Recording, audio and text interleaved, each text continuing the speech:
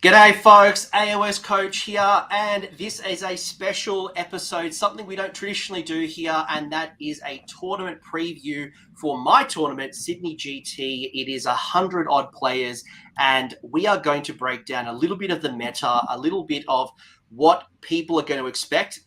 If you're from Sydney and you're coming to my tournament, you'll get a good understanding of what you're potentially going to be facing. If you're someone outside of Australia and you're thinking about your next tournament, this will be a great understanding for where the current meta is sitting in your community and maybe some things for you to consider. But I'm not going to break this down alone. I have some absolute legends to talk me through my tournament, but more importantly, the data, the insights, the list. We are broken this down, and we won't go through every 107 list because we're here till Christmas. But what we will do is talk about some of the stats, talk about some of the insights, and preview some of our best favorite lists, best list, favorite list, hot picks, a whole bunch of them per Grand Alliance. But before we get all into this, I want to welcome and introduce a few people. First off is a man who probably needs no introduction, my former co-host, Down Under Sigma, but more importantly, Shadowhammer himself, Liam. G'day. Hey, how are we all? Long time no see. Haven't been on the show for a little while, but yeah, it's been good to be back. Yeah, it's good to have you back, and who knows where these roads lead. But you are doing streams as well. You've been doing some great tournament previews, so check out Shadowhammer, and it's great to have you and Jarrod, who have been doing a lot of those breakdowns, so I do highly recommend. But Liam, g'day, welcome. Jarrod, introduce yourself. Who are you? Where are you from? For the folks who don't know who you are. Yeah, g'day. So I'm Jarrod. I'm Liam's co-host on Shadowhammer. I'm part of a club called Crutchhammer from Bathurst, New South Wales. And yeah, just all-around wargamer. And if you've heard me talk about Bathurst GT lately, Jarrod was one of the co-TOs, so yourself and Blake, obviously the Crutchhammer crew as well, but you guys run an incredible tournament. And if anyone listened to my video with Tom Oliver, the Nurgle preview, that was a lot of those insights were coming from that particular tournament. The other one is my co-host and my co-TO for Sydney GT, but a man who runs a lot of the tournaments in New South Wales, especially the ones that I play to. It is Tom. G'day, welcome. Share who you are. Debut on the channel as well. Yeah, thanks for having me, Coach. I think I know most people in the community. At least I can recognize everyone. I've been playing since the start of 3.0. I run a fairly consistent once a month, 1 day tournament at Dice Arcade in Miranda. So shout out to Dice Arcade. It's usually fairly small, only 18 players, but we're pretty consistent, and I think anyone would recognize the majority of the regulars that show up there. Coach is obviously one of them. And yeah, Coach asked me to help him out with Sydney GT, so was more than happy to give him a hand with that. Pretty excited for the weekend. Everyone's looks like they're bringing it with the lists, so yes, it is indeed coming up. So the tournament comes up in a couple of days' time. For the folks at home, this is my annual tournament. I think it's the 4th year or 5th year that I've run it. It's something that's grown from a small community event that has just grown and grown. And we had 125 odd players who had signed up, but obviously traditionally tournaments kind of drop off a little as you get closer and life happens. But Liam, you're going to be playing. Jarrod, you're going to be playing. And Tom, you played last year. Maybe I'll throw it over to you guys to give a little bit of insight on what your experience at my tournament has been and what could people expect if it's the first time they've been. I might throw it to Tom first, given I think last year was your first experience. What was Sydney GT like for you? Sydney GT, I was running Soulblight last year before the new book. It was my second 2-day tournament. And with the first one being up in Maitland.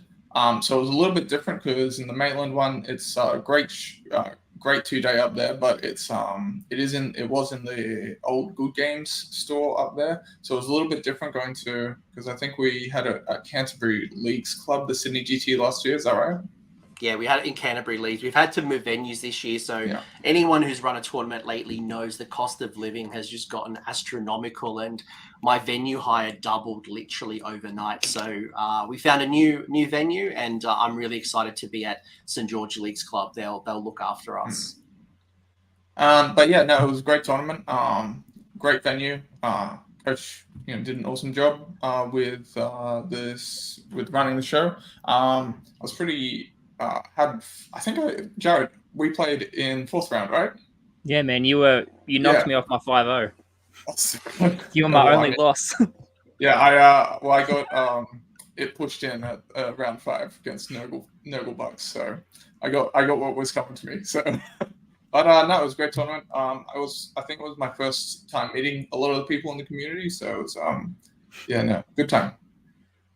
Jarrod, anything you'd want to add to your experience at, and obviously I'm not trying to talk myself up, but just for the folks at home who maybe haven't been to my tournament, like what is it that you've noticed or anything that you'd want to call out, or is it just a standard tournament? And that's totally cool. I agree with pretty much everything that Tom said. The venue was what made it for me, I think, and sort of walking into the Leagues Club and seeing a tournament put on in something of a spectacle, it was really good. Very, very good tournament. Like, obviously, I'm going again this year. I'll be going again next year, and as many years as you're going to have it.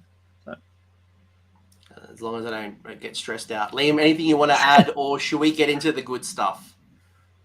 Not really. Like, all I can say is that the tournament has evolved over the years, because I remember we even tried 2,500 points at one point, which we... Yeah, I remember that. 2.5K. That was such a draining weekend.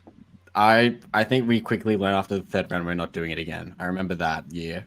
We both looked at each other like, this is not happening again. But then, I think I've been to every single one. It started off as like a part of a convention, and then it was the most perfect example of what an event should be or a community should be, where you start off small and then you build up to be something large, and that is exactly what City GT is. So, so it's quite cool to see the evolution of it over the years. And just watching new people come in and enjoy this spectacle for the first time when like some of the veterans were there from like the beginning. So it's pretty cool. So, hopefully everyone has. Look, I always try to run a tournament that I would want to play in, and I'm going to share a few things that are completely random, that is quite unique to what I do, but it hopefully tailors to everyone who either is there to win the tournament, hopefully someone who just wants to have a great weekend and hopefully win more games than they lose, or maybe there's someone who's entering the tournament for the first time. It's kind of what I try to appeal to. But I do want to kind of give a shout out to some of my sponsors who have helped make this possible, from the likes of Games Workshop, who are giving us a golden ticket to go and play at the GT finals, the Oceanic Warhammer qualifiers as well, who is giving us a lot of support. They've given us some prizes. They've given us a second chance to go to the qualifier, which is awesome. Then from Monument Hobbies, Craftsman Gaming, Table War Australia, Mini Mag, Trey Barron of Dice, Artist Opus, and the Dice Bag Lady. Incredible support. So, thank you so much for your time. But one of the things that makes my tournament unique is the fact that I give everyone a tournament point for naming their characters. Now, I know, Liam, you've contributed to this, and you were a little bit salty that I didn't actually choose any of your names as some examples. But that was so good. But you had like Sam Smith, Glutos. Sam Smith. Yeah, Sam Smith as Glutos, and then I had the Contorted Epitome as the Veronicas, because I think they were very fitting. So yeah. A pop act in Australia, twins, for any of the Americans listening. Jarrod, did you name your heroes, or did you not pay attention? It's my test to see if the players actually read the players pack. Did you read and did you name? I named them. All right. Some cracking names here. Like, did you guys like see this? Have a laugh. Like, you look at like Rob Reimers with the grunt smash. I can't even pronounce that. It's like the Wambulance, and you got some people. You got people who are like Bob Van Emmerich, who are just like Queen Blizzard Wizard. Yeah, there's some good names. You could definitely say there's some like pop culture references in some of them, which is always good. And then I think it was not this. It was like 2-3 years ago. I remember someone gave us like 3-sentence names, and we asked them to name them like every time when they use their characters. I think it was like a Skaven player, and it's like always been fun just to see what people can make up. Like seeing Bradley Baker's one, which is almost full 2 sentences long, is just it's insane. So yeah, it's good fun. I enjoy it. If you look at Adam's Sylvaneth list, where he's calling it Queen Latrifa, he's got like Justin Timberlake, and he's gone in like he's got some cracking names. There's so many funny names. His tree remnants are called Elijah Woods. Yeah. Yeah. There's so many great names, from like Craig Anderson to like, if you look at it, you know, Gary has really tapped into like this Egyptian kind of theme. You know, you got the likes of Austin, who's doubled down into his watermelon obsession. But we try to have a lot of fun, and these are the battle plans, folks, that we're playing. So we're playing Geomantic Pulse, limited resources, Power Flux, no reward without risk, with no powerful rules. So it is as is. So and then Spring the Trap. Curious to hear from you folks. What are you expecting, especially with no reward without risk? And we did make an announcement the other day to remind people that you can deploy into combat. You can basically deploy right on the line and do a sneaky turn 1 charge. Do any of you have any thoughts on maybe what to expect, or even some thoughts around the mixes? This was a battle plan we looked at for Bathurst GT. And we looked at the possibility of house ruling it to be a 9-inch away deployment like every other deployment that's ever existed in a GHB, basically. And the more I thought about it, the more I think that it's intentional. Because it slipped through that first FAQ that we got after the GHB came out. And it's in the name, right? No reward without risk. I don't think it's as big a deal as what people initially thought it was. Like, if you want to go balls to the wall and deploy into combat turn 1, that's totally up to you. But your opponent's probably not going to let you do that. You know what I mean? Like, you both have to deploy within 3 inches of each other for that to happen.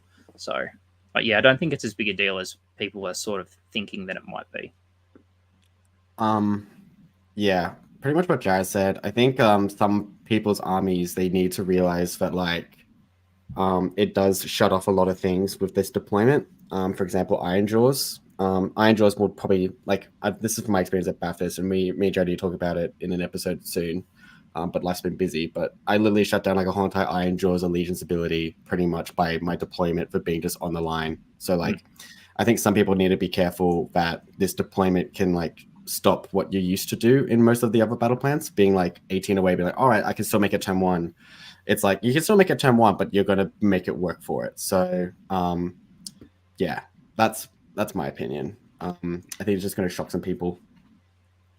Yeah, we you know, Tom and I have tried hard to create some interesting battle plans that will reward various types of armies, and you'll notice, if you're wondering what the T is, we've taken a lead from the likes of Old Town Throwdown and the AOS Worlds to have terrain maps as well. So we'll have different terrain placings, which is a little bit different for our community, but I think it is going to help us evolve, especially as we've introduced garrisonable, impassable cover and line of sight blocking. So something that we don't traditionally see very often at our tournaments, but I think introducing those games will bring a little bit of flavor, maybe shut down some of the shooting.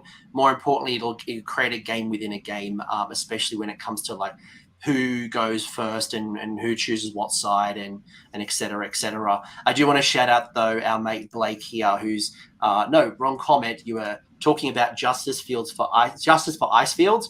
It was the top 2nd pick for the tournament. Unfortunately, because we've got rows of tables, we didn't feel confident running the ice fields, although I would have absolutely loved it. It was like top pick. Yeah, it was actually going to be one of them, but then it was replaced by limited resources, wasn't it? I'm sorry, what? Yeah. Yeah, it was limited resources. It was game 2, so we were going to do it straight after lunch, and it would have been absolutely hilarious. But yeah. I would have loved sitting, having my lunch watching Liam's game, because he had a little bit of stink on Facebook, and I would have loved enjoying his tears with my lunch.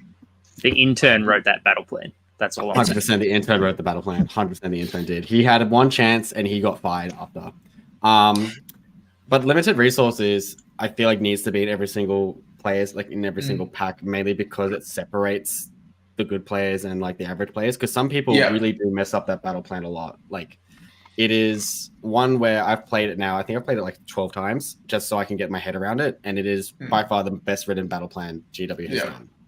So yeah. I had a little bit of a worry introducing it this early because it is a little bit complex, especially if you're sitting there twice and then you shut down the resource. I've seen a lot of questions and, not a lot of unclear what happens next, where I think in the back half of the 6 months of this GHB, it's going to be one of those cracking ones, but it is going to be one that you really need to read properly to understand, to ensure that you don't screw yourself out of the long game. I think game 2 is really where you want it. So just to piggyback off what Liam said, I think it's a really good separation of player skill. And you don't want something that complicated for game 1 because, you want a bit of a warm-up. But then play 2, you want to really split the field. And I feel like limited resources is a good plan for that. It's either round 2 or round 3, but I would never put it on round 3 because it is such a big brain battle plan, but everyone's exhausted at round 3. So you have to have you don't want to end the day on it. That's why I gave it round 2 so people can have lunch, read the battle plan, as opposed to you have that little 15-minute break, you're quickly reading what the battle plan is. For a lot of people who maybe are not tournament conditioned just yet under the General's Handbook. But anyway, these are the missions. I'm excited to see how people go. We had 7 after list submission in advance. We whittled it down to 5. And this is kind of how the field landed. So 107 lists submitted, 29 being chaos, 27 being death, 21 being destruction, and 30 order. Boys, did this come as a surprise? Did we expect more or less of a particular Grand Alliance, or is it kind of where we expected it to be around a fair representation? You take this, Jarrod.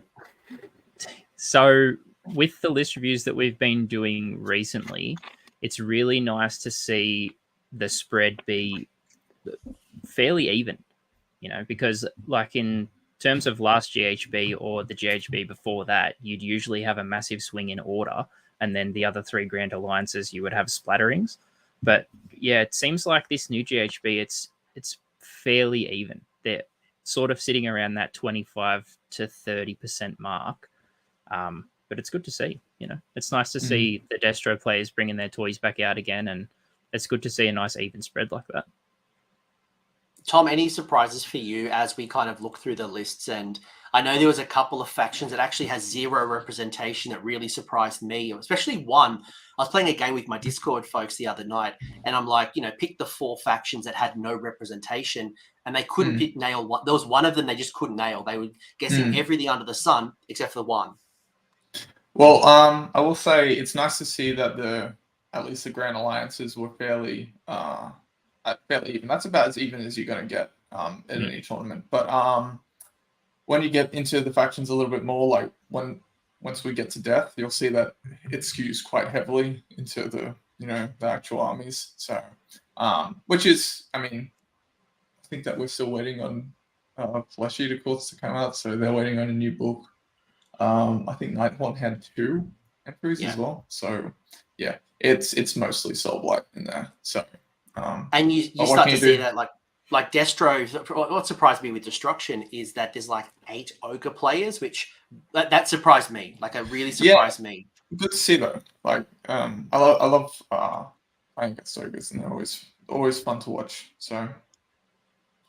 But Liam, as we went through, and I kind of was going through some of the trends. Like if you look at some of these trends, like some of them are kind of you'd expect. Some of them were a little bit surprising, especially probably for me on who was running the Cron Spines. And I think fascinatingly enough, where they're coming from, I probably wouldn't have picked it initially. But when you look at some of the initial high-level trends, is there anything that stands out for you either as what you would expect, something that maybe is a higher representation or a lower representation? So I think a lot of people now are the thing I'm seeing heaps is the Acolytes Battalion is probably one of the most successful GHB battalions they've written. This is probably super close to, what was it? What is like something Hunters or something, like the Hunters Battalion? The Bounty Hunters. Like Bounty Hunters was nearly almost taken every single time when that GHB came out, and Acolytes is pretty much on par with that. I think Hoarfrost coming in just behind Blizzard is nice and refreshing, mainly due to it is such a force multiplier in some armies where like it makes an average unit really good. My first thought is zombies, make zombie hit like a truck. And then the last thing that I'm seeing is 20 Graveguard is a lot of death. And I think that is a highlight to something about the way they've been written and how they've been used. Mainly because for their points and everything, they just touch something and it dies. Like that there is something where when I saw that, I was not surprised, because every time when I write a Soulblight list, I just put in 20 Graveguard, just because it's like, oh, I got this many points, fit it in. That's really it. And also Gravetide's great, mainly because hordes are coming in. So you know how we just talked about Soulblight, and that is a horde army in itself. And yeah, like there's a lot here. I'm just not like a benefit that I'm not surprised by. Like Shaman of the Chilled Lands is a great trait at the moment. It should have been taken more, in my opinion. So yeah, that's really it, really. And me and Jarrod have talked about Battle Regiment in our last reviews, and we think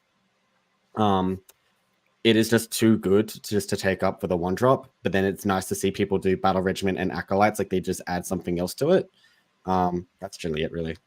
There was a lot of double Battle Regiment as well. Jared, before I get I'll pass it over to you. There was, interesting enough, a lot of double Battle Reg as well. So if you're wondering, like, why is there 100 Battle Regiment? It doesn't mean everybody took Battle Regiment.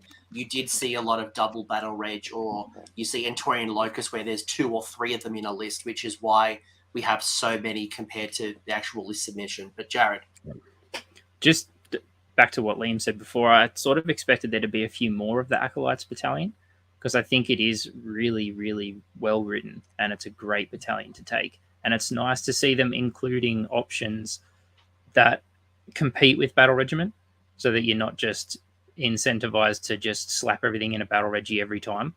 It's nice to have that option where something else that's just as good as the one drop. Yeah, but also the thing with you saying double rage, at that point, like, I think some people are just super, because we talked about it with our last show of trends, where like a lot of people are going to have more than 3 drops after they take Acolytes. So even doing double rage, being 2 drops, is you still beat the Acolytes Battalion guys, because they are at minimum 3 drops. So and if you're taking an Acolytes Battalion and you've got 3 drops, you might as well just take as many as you can, right? Because if you're not 1 or 2, then you might as well be 20. You might as well just put as much as you want. Take Warlord, take Acolytes, take Warlord, get everything you can out of it, and just know that you're going to go first. Like, that's it, really. So yeah. Tom, anything you'd want to add? There's probably one thing I want to call out in a second, but Tom, anything you'd want to kind of call out as a surprise or interesting stat? No, nothing too surprising. It's not surprising, like Liam said, it's not surprising that a lot of people are taking Graveguard. And if you're taking them in a lot of a block of 20. I don't think I saw a single Graveguard that wasn't taking the Great White Weapons as well. So that's pretty standard. I wonder why. So, yeah. Well, I wonder why. They've got so many synergies still on the list that have carried over from the last edition. Like, they'll probably, if any of the lists are running a Graveguard, they're probably running a V-Lord with it, who'll run with them at the attack. And nothing too surprising, I don't think. I will call out the 54% of lists being around 1990 or 2000 surprised me, especially probably in the earlier part of this year. You saw people playing for the Triumph. So you're probably seeing around... Most lists are sitting around 1950, 1960 or greater. There was no 1900s or 1910s, which we probably saw in the last General's Handbook. The other one I'd call out, and I will call this out as a list, is Aussie here, Austin, has 5 battalions. I've never seen 5 battalions in a single 2,000-point list, but it's pretty amazing. And as Autumn's talked about, 4 Kronspines is interesting because there's not a huge Tzeentch representation, but it's fascinating. There's like one in a Gitz list. I think there's 1 or 2 in Soulblight. There is one in Tzeentch. It's certainly there's one in Deepkin. There's a Deepkin one. It's I can answer that for you. I think a lot of people are expecting it to get nerfed with Rupture in the next coming weeks, where people just go like, I'm not going to take it. And just quickly for your 1990 points comment as well, and then we can continue on. We did have a huge point increase for some armies with this GHB. So I think a lot of people who were taking Triumphs, they wanted to keep their toys and went on. But then also now with this new GHB, there's now 3 endless spells that are just people just slot in. Gravetide, Maelstrom, and stuff, where people instead of taking that, I'm going to take an endless spell, thanks to primal dice. So I think the trend there is that now with some of the endless spells being really cheap, and before they get point hiked in the next like few weeks or 4 weeks, with the battle scroll, I think a lot of people just went, I'm just going to take them and just see what I can do with chaos, and that's literally it. That's my view on why people gone 1990. It's because instead of going for that triumph, they would much rather have a force multiplier endless spell like Gravetide. So yeah. Yeah, I think the other part is obviously going for the Battle Shock immunity triumph. For some armies, especially as we're seeing hordes kind of hitting the table, people want multiple avenues. So it's just an interesting little play that you are seeing, that if you are playing for the triumph, if you are, if you sit around the 1950 or 1970, there's probably a really good chance you're going to score that if that is your play. But as you said, there's a lot of good endless spells as well where you could probably spend it. It's not that important to you. Yeah. But speaking of battalions, here is a battalion breakdown. You are seeing Battle Regiment is the clear winner. Antorian Acolytes is second, followed by Warlord. Probably the one that's surprising as well, that kind of has started to creep in a little bit, is you're seeing more and more Command Entourage Magnificence, where previously people would go Warlord to get the extra artifact or Warlord to get the extra whatever, right? And you are probably seeing more people. You are seeing more people take extra spell now. And sorry to interrupt. I think almost all the Magnificence and Warlords were extra spells, weren't they? Yeah. I think there's a couple that might have been artifact. There was a few artifacts, but the majority of them were double spell. Yeah. I think the reason why you're doing Command Entourage is because you can still fit in a nice battle reg with that extra unit that goes into Warlord. And I think a lot of people realize that they forget about the once per game extra command point. They just forget about it. And they go like, look, I know I'm going to remember getting this extra spell. I may as well take the Command Entourage. And then I can put that unit now into a battle reg. So they can do Command Entourage and then a battle reg, and they can just lower their drops. Like that's what they've done. So yeah. Also, who the hell took Linebreaker? It's fascinating, right? Because you've got one person who took the Gore Chosen Battalion. You've got one person taking the Iron Jaws Fist Battalion. You've got one who took Linebreaker. So it's fascinating to see some of these other ones kind of come to the surface. The one for me that I'm surprised about is seeing the Wizard Fighters of Antor. And I was don't just know if about to say that. Well, Jarrod, you keep talking. I don't want to be the one to only talk. I was just about to say that I think it's interesting that there is a few in there. Like it looks like there's, what's that, almost 10? 15? 10, 15? About 10 to 15. It's really cool to see that many. That means that both of the battalions from the GHB hit, and obviously Acolytes is more popular. I don't want to say that it's better because they both have their use, but it's nice to see both of them getting used. Yeah, I think Acolytes need to be a bit higher, but yeah, it's... I expected there to be more, but... Yeah. I actually expected them to be more as well, but you're seeing the Battle Regiment where people just probably want to go 1 or 2 drops. Yeah, cool.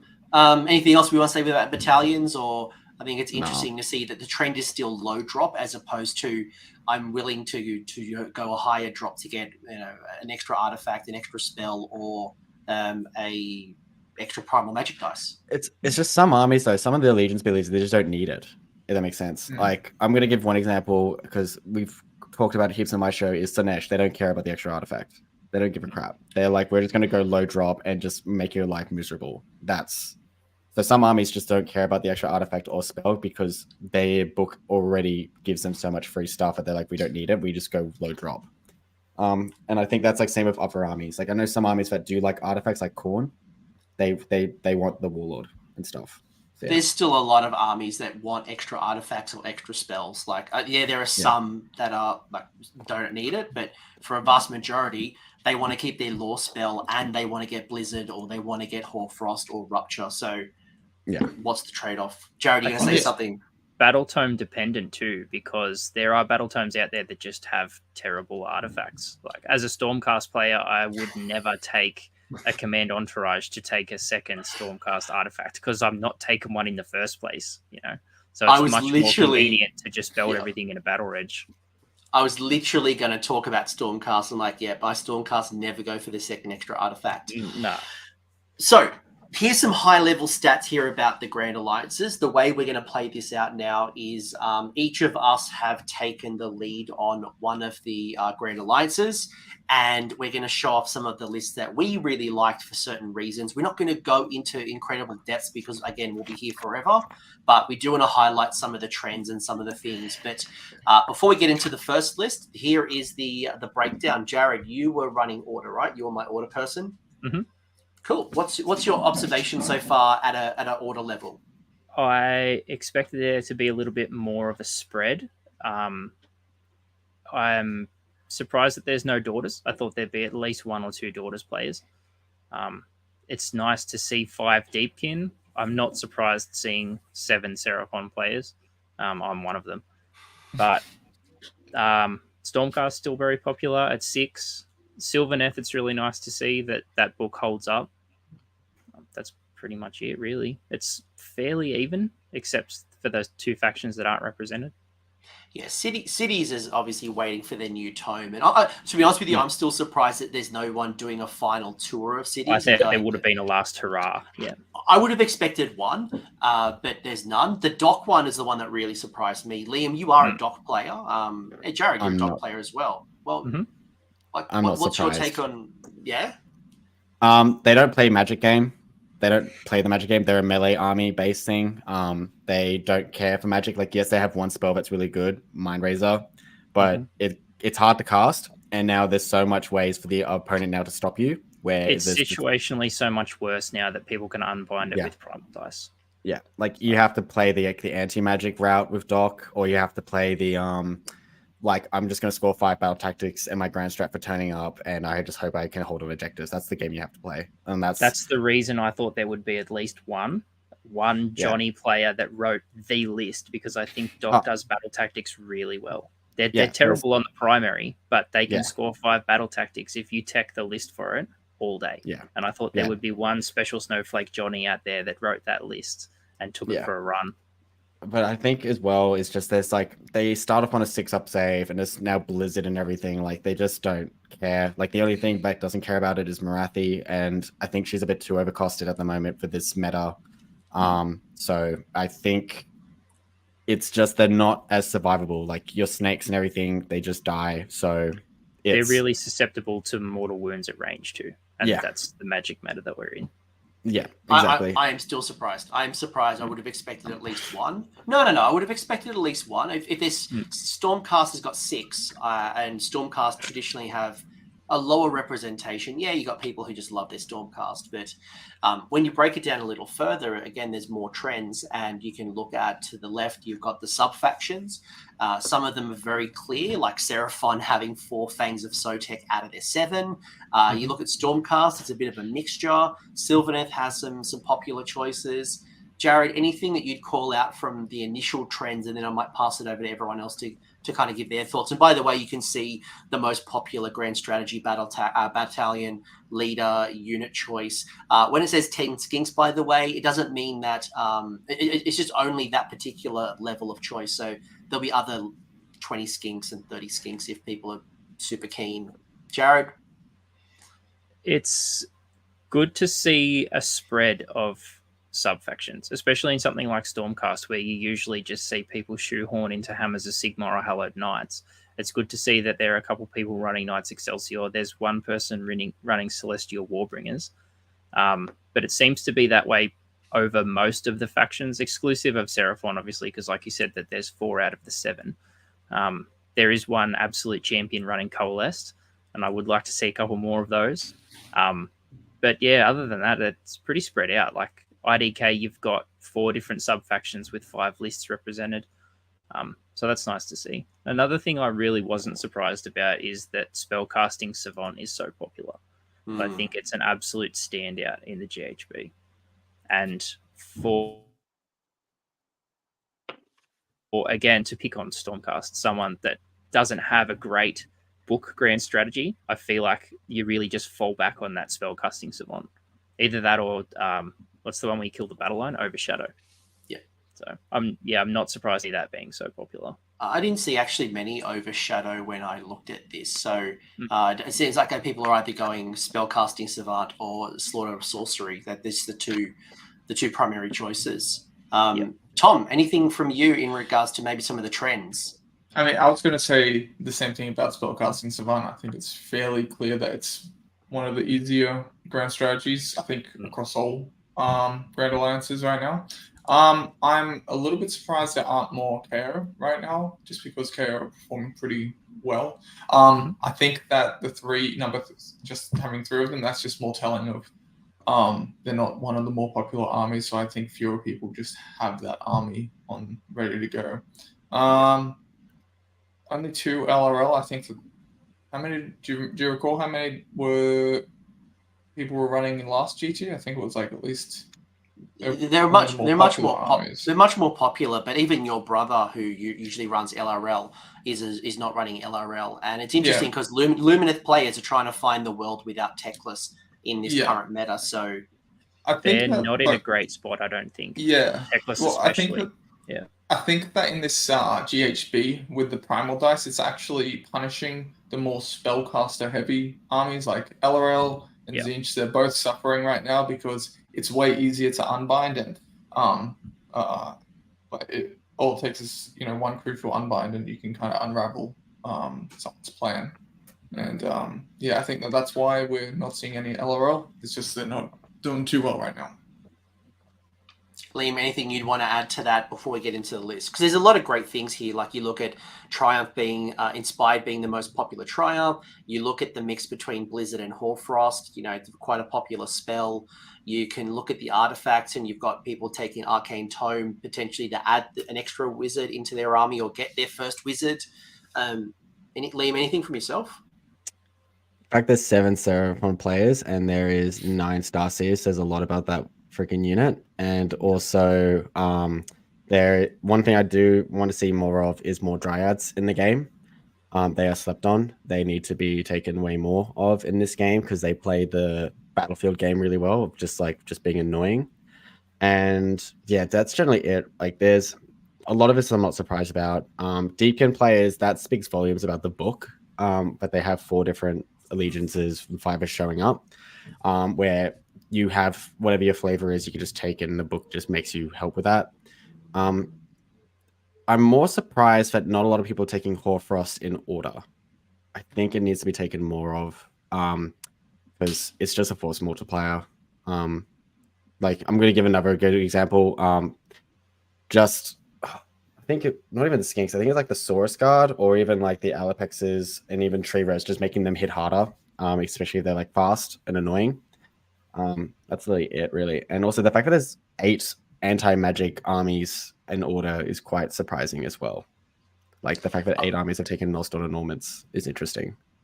The other call out that I'll make before we kind of move into the list, because again, we could probably spend forever looking at this, is things like the Knight Vexillor being one of the more popular leader choices, which makes me think that there is one or multiple of these, the banner bombing list, where you have 2, 3, or 4 Vexillors who are just absolutely picking at point in the battlefield, blitzing, and for those wizards hiding behind a castle, and you want to get rid of some of these key threats, whether it's Sylvaneth, whether it is Seraphon, those bombs could do some serious damage.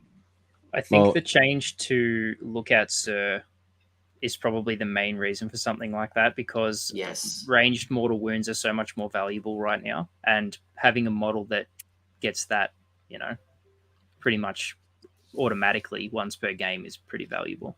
And you all see it with the is it the Knight the Knight Judicator, the other Stormcast guy with the bow, where he does the once per game. Once per game. So you're seeing a lot more of those, because you're right, the lookout Sir changes as opposed to just picking a point on the battlefield.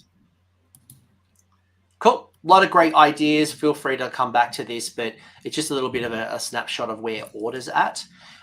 So without going into too much detail, you've got a couple of lists. We've got 4 lists for every Grand Alliance. Starting off, Jarrod, with your top pick. What's this list, and why is it your top pick?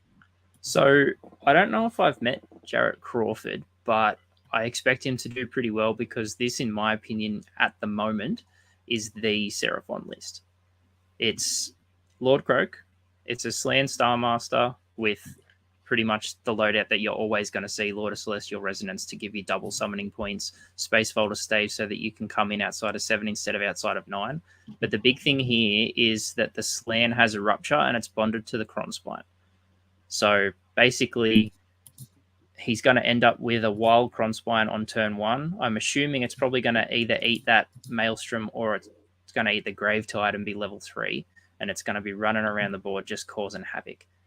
And to put it into this list in particular, I think you just add an MVP to a list that didn't need another MVP. It's very strong.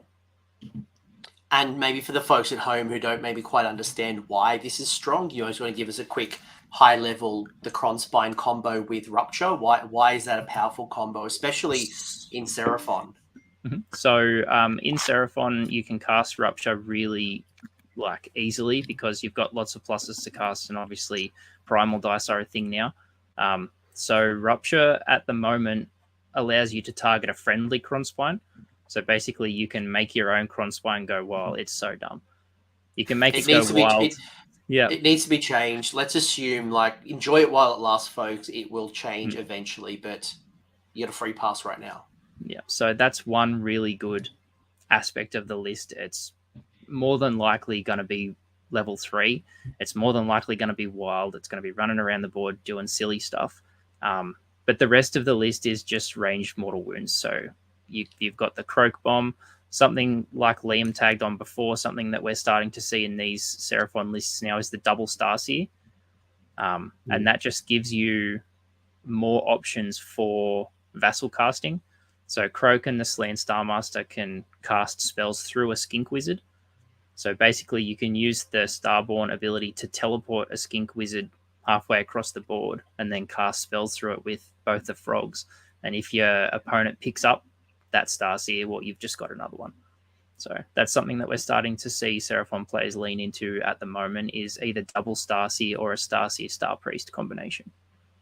So, yeah, this is a very good list. Yeah, cool. Any thoughts, Liam or Tom, you want to add to what Jarrod said? No, just Rupture's going to go. So enjoy it while you last. And it's so dumb. It's a dumbass spell, and I feel like they wrote it for that battle tactic that no one ever doing, but they just worded it poorly. You can't because they've already ruptured their own incarnate, and you're not really seeing people rupture endless spells. I have not seen it actually happen at all. So it doesn't benefit you at all. If a spell goes wild, the best thing you can do is you can get control it for one turn, then your opponent's going to dispel it, and then boom, you've just wasted a spell. It's not worth it. So. Enjoy it while it lasts, Jarrod. You need to go 5-0. If not, yeah. Cool. A lot of mortal wounds is what we're seeing here. So being able to take down some of those key pieces and shutting down the summoning points and just all the shenanigans. But it's a cool list. I enjoy it, and you can see we've also got some narrative names going on too as well. The other thing about that list too is, while you're dealing with the Cronspine, it's just cranking out so much summoning that it's not funny. Yeah, that's not all on the board. He's going to summon a bunch of Saurus or whatever, or a Basiladon. He can just summon whatever he wants. So that's Slan with the double point command ability. Command trait. And then all of the other wizards in the list casting spells, it's going to have a ridiculous amount of summoning points. Yeah, the Cronspine's going to pin you. It's going to stop you from retreating. It's going to just pin you down as long as possible while it blasts you mortal wounds. And especially if he gets a double turn, it can be incredibly potent and shut you down before you have a chance to counterattack. So good luck. Good luck, Jarrod. The second list that you've chosen is the most interesting. So you thought Josh's list, the Sylvaneth list, was this. Why this one? I really love Ogor Bros. I think it's great. When the book came out, I looked at Tree Lords and I was like, yep, this is awesome. So well done, Josh. I think this is a super list. He's got the Warsong Revenant. It's got Spellsinger, so it's going to be able to cast spells through the trees. And the thing I found interesting is pretty much every wizard in the list has Regrowth, which I'm pretty sure is a D6 heal. Yeah. So he's going to be just running around the board, healing up all the big boys. Durthu's got the artifact to give him extra attacks. And he's also taking the Battle Mage out for one last run before that book changes. and he's got Spite Swarm Hive. So I think he's got a lot of options for points of failure. Obviously, the Battle Mage of Gur and the Spite Swarm Hive both giving bonuses to charge. So he can either pile that all onto one of the big boys or split the difference and go two ways. But I think it's a great list. It's definitely most interesting. If you stack up the Hive and the Battle Mage, you're looking at a +5, so it makes that charge that charge from the Wildwoods just incredibly consistent. So shutting down one of them does make a huge difference. Shutting down both will delay the offense for at least a turn. But Tom, we have some experience of a list like this similar at one of your events. Yeah, so at Clash of Titans, Gary ran a list similar to this one, and I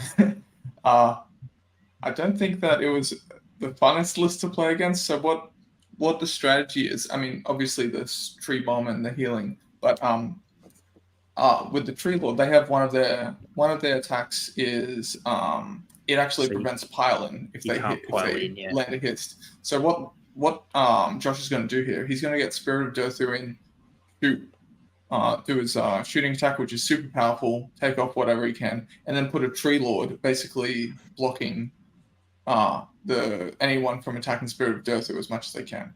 And then Tree Lord will use a War Scroll monstrous action, which will give whatever unit's next to him strike last, and then attack first, basically preventing pile-in. So Spirit of Durthu is going to be pretty safe.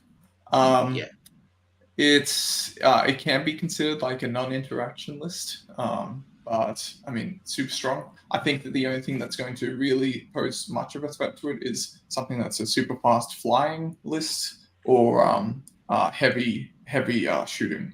But yeah, very strong list.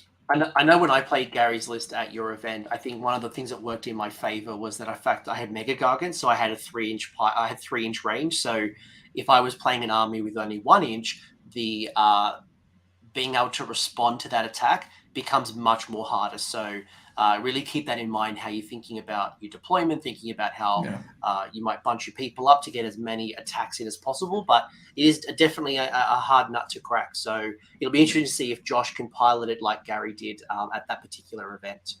If they can take out the Tree Lords, that might be up to like at least, I mean, by the time you take out the Tree Lords, then game's half over though, if you can catch them. So it's going to be tough. I feel like the hardest part about piloting a list like this is knowing when to commit, especially with anything Sylvaneth, really.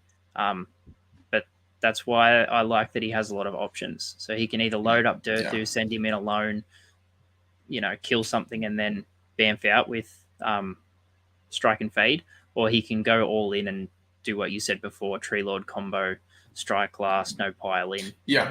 But knowing when to hit the big red button is a skill that you need to develop.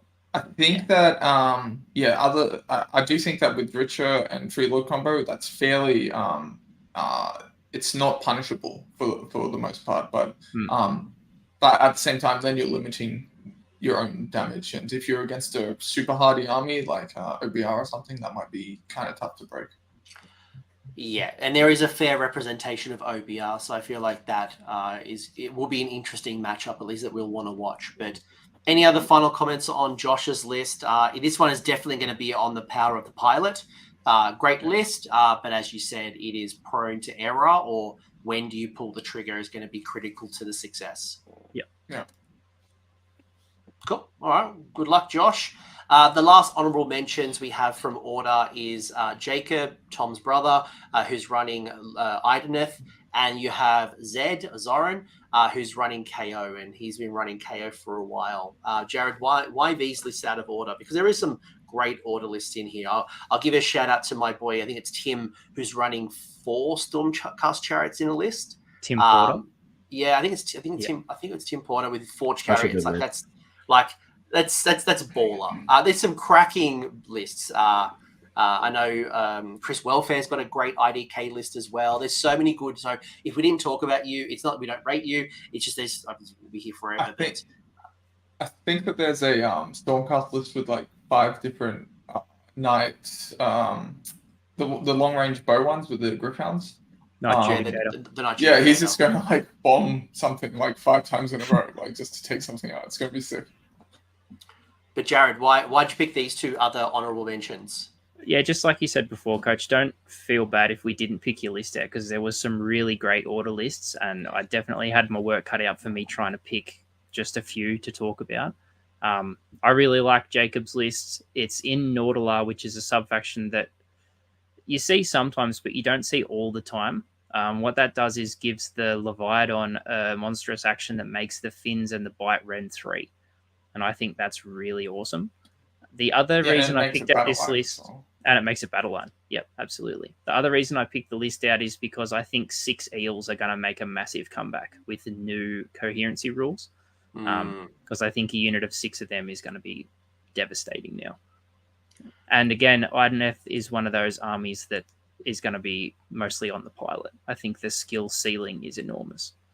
I will say as well, I think a lot of players have forgotten how to play against Idoneth Deep King. Like there was that point where they were very popular and you could understand it was going to be high tide, low tide, when to predict what you needed to do at what point before they got to you. It's been such a long time since you played the likes of IDK. I think there's going to be a surprise. People are going to get surprised again, especially with some good pilots. Jacob played in the Australian Masters this year. Chris Welfare, as I mentioned, also running IDK. There's a couple of good IDK players who will catch people off, not in I gotcha, but in a tactical skill level. They're a faction, like you said, that's dropped off in popularity. And it's something that you can lose to very quickly if you don't know what it does. So, yeah, watch out for Jacob. That one's going to be a good one. The other list I picked, I thought it was really interesting because I feel like this is where KO pivots to now. I feel like this is a list that we're going to start to see more frequently, and it's double frigate and balloon boy spam. But the other reason I really like this is the 2 Stormdrake Guard. I thought that was super interesting. It adds that little portable hammer unit that can just go and be independent from the rest of the army in an army that already has so many independent parts.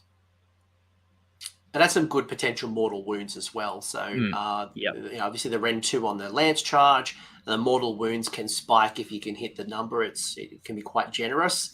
But I think it's definitely an interesting take on KO, and it's one we haven't seen yet. But I'd like to see the inclusion on how the Stormdrake Guard go. Yeah, I'll be interested to watch this one. It's a pretty Liam, good list. Any thoughts on these 2 lists? And then I'll let Tom finish us off with his brother's list and either throw shade or give him absolute credit. We'll see how we'll prepare for Christmas. Honestly, nothing really of note. It's just, Eels coming back is cool. I think the Reavers, there's some tech with Soulscry, which I only just recently learnt about, which I just thought is horrific, that I had no idea, because the rule's so terribly written. But something that people need to be careful about is the Soulscry is going to go off the board, Reavers are going to go with him, and only the Soulscry needs to be on the board edge, and the whole other unit does not give a crap about the board edge. And I'm just like, all right, so that threat range now has just doubled. So nothing is safe with that at all. So I think people are going to have some feel bads with that. And I think that combo is going to come a lot more now, where you might be thinking you're screening the board edge really well, but it doesn't mean shit, in my opinion, at all. So be careful of that. It's a little piece of chaos when you think about the way they do it with their Ungor. It's a little bit in that realm. I think it's worse than that, because with Beast of Player, the Beast of Chaos thing, you have to do some check with moving their heroes or moving units on the board edge. This here just goes no, we don't care. And also with the Leviathan and everything else in combination, they're just going to hit on 2s and wound on, I think, 2s. They're just going to annihilate. They're going to pick something and they just die. It'll be 2s and 3s because they're 3s and 3s. Is there a way to give them +1 a wound? No, not without low 10. Or the Triumph.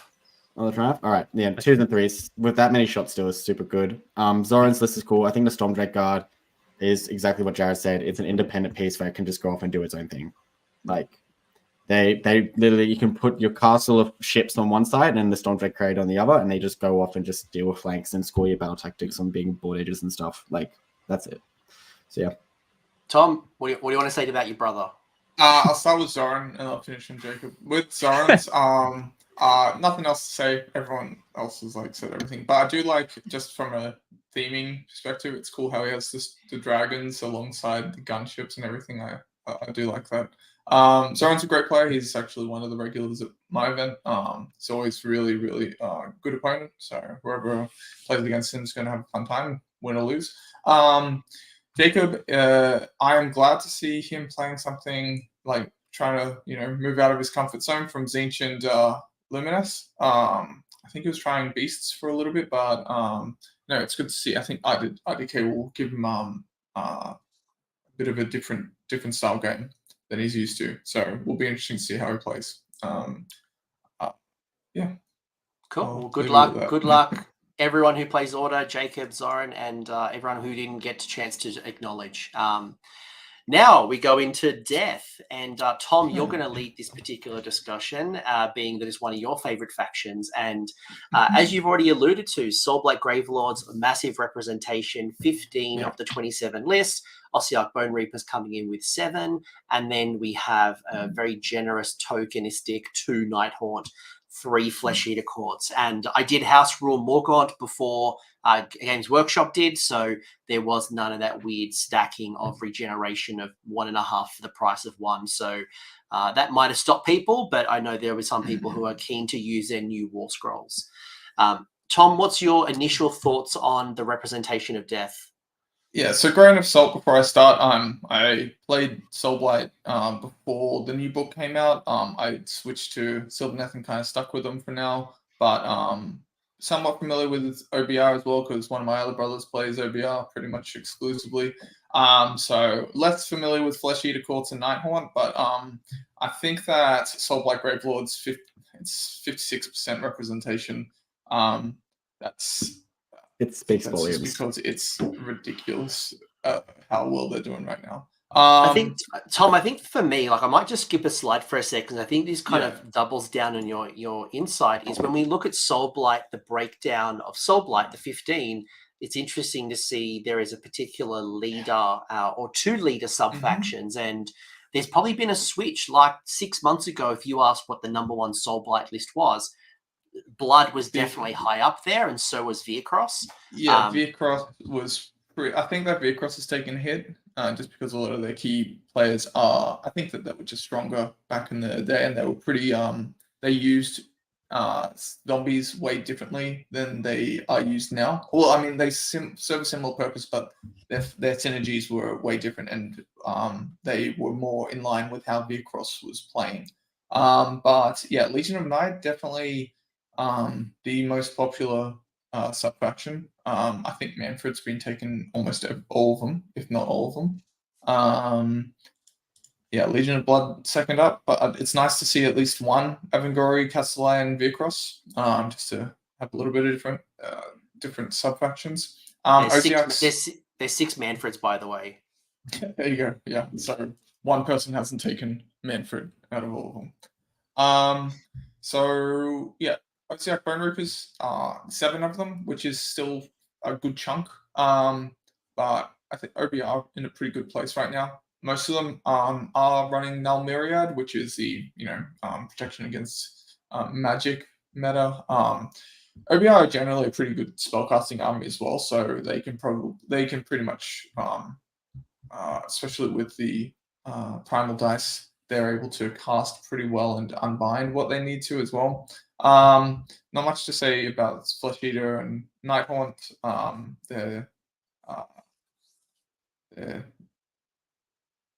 tiny section of the allegiance, but yeah, like I was saying before, Soulblight's taking up a majority of them just because they're performing so incredibly well right now. It'll be interesting to see what happens in the future with their balancing because they've at the very least, I think Legion of Night might be changed up a little bit. They might have points increase on a few things.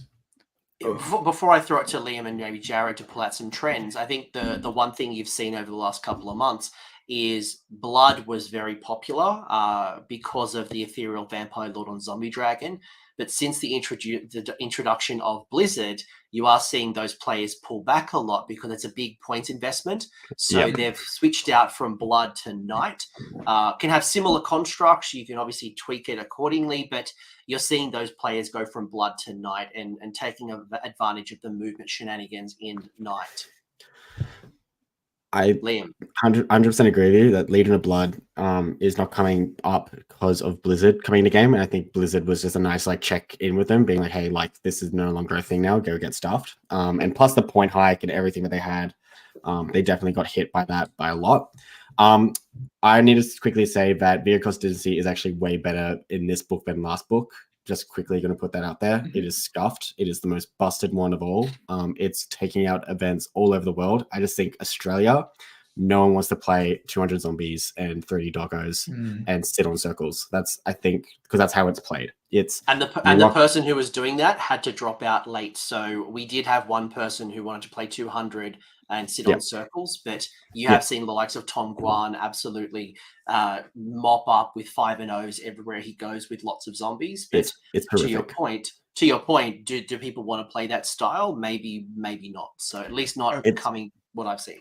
It's more that I think in Australia, especially, we like the shooting meta. So like we actually just shoot everything that like it affects those zombies, and like we take out Belladama or we take out the named Necromancer. The corpse card is it's not even the corpse card. There's issues where they have multiple Viracross heroes that give out wards and give out these buffs, and they just bring back free zombies without even a roll. So like there's issues like that where but yeah, I think Legion of Night is up there because it plays the magic game really well, and it plays what Age of Sigmar is based on, which is the movement game.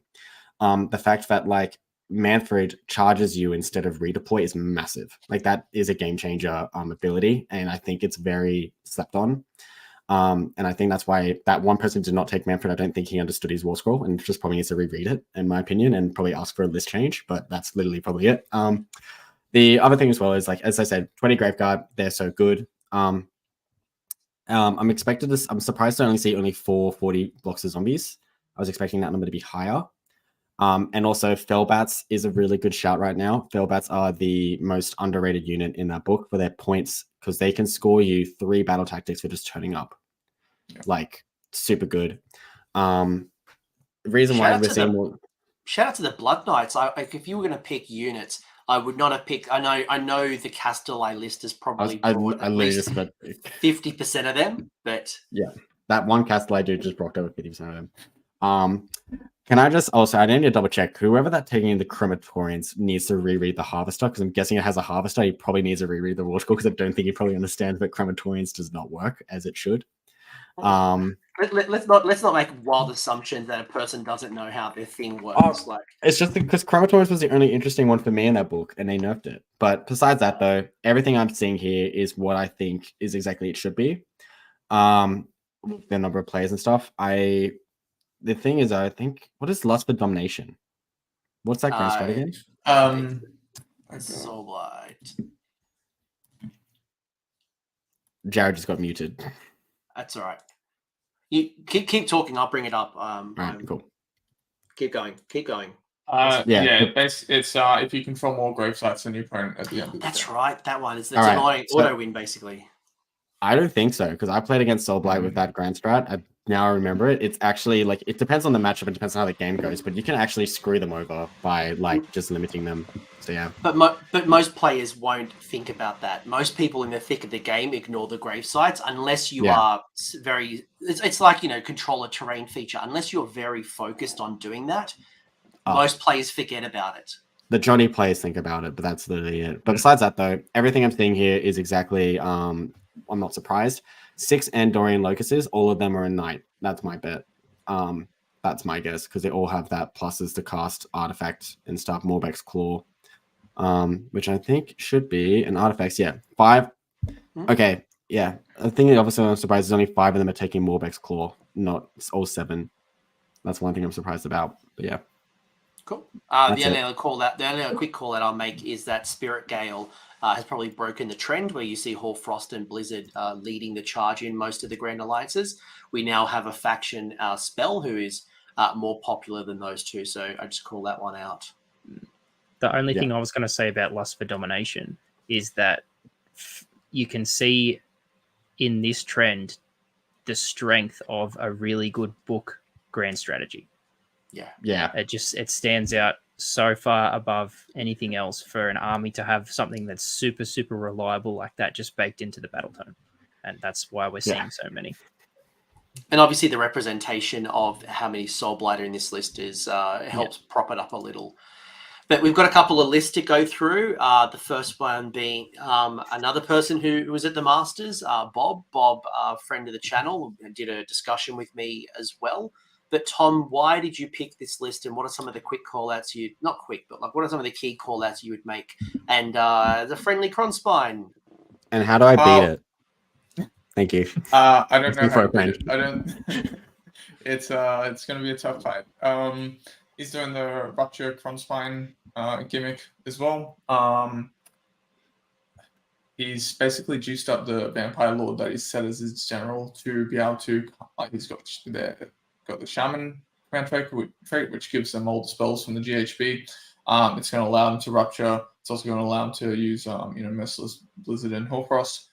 He's taken Morbeg's Claw to increase his spellcasting. So I think he's just going to taken the Suffocating Gravetide, Malevolent Maelstrom. So he's basically going to Rupture first round, and then second, and they'll try to get out a couple endless spells, and basically feed Cronspine as he needs them. Keep him healthy. He's got Manfred and the Graveguard as the two other big threats. I think the Vampire Lord's going to stick with the Graveguard just to give him extra attack. And when the Graveguards get an extra attack, they just delete things. That being said, if you're not familiar with Graveguard, they're low and they can teleport within 9, but also they deep strike within 9, but they aren't the hardiest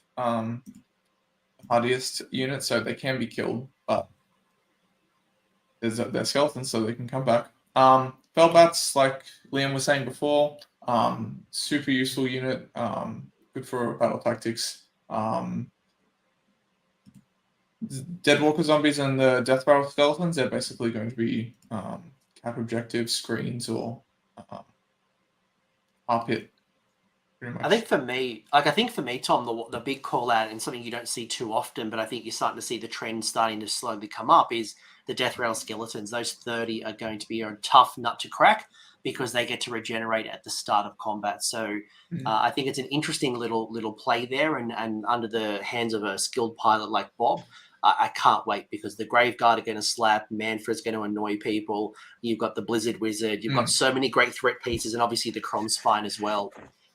Yeah, he's taken also Dance Macabre instead of Lust for Domination, which is a different one. It's so when the battle ends, he completes the grand strategy if there are more summonable units than enemy units wholly within enemy territory. Super easy to do, especially some battle tactics because of how you can bring back the summonable units. I think that Malta Bob is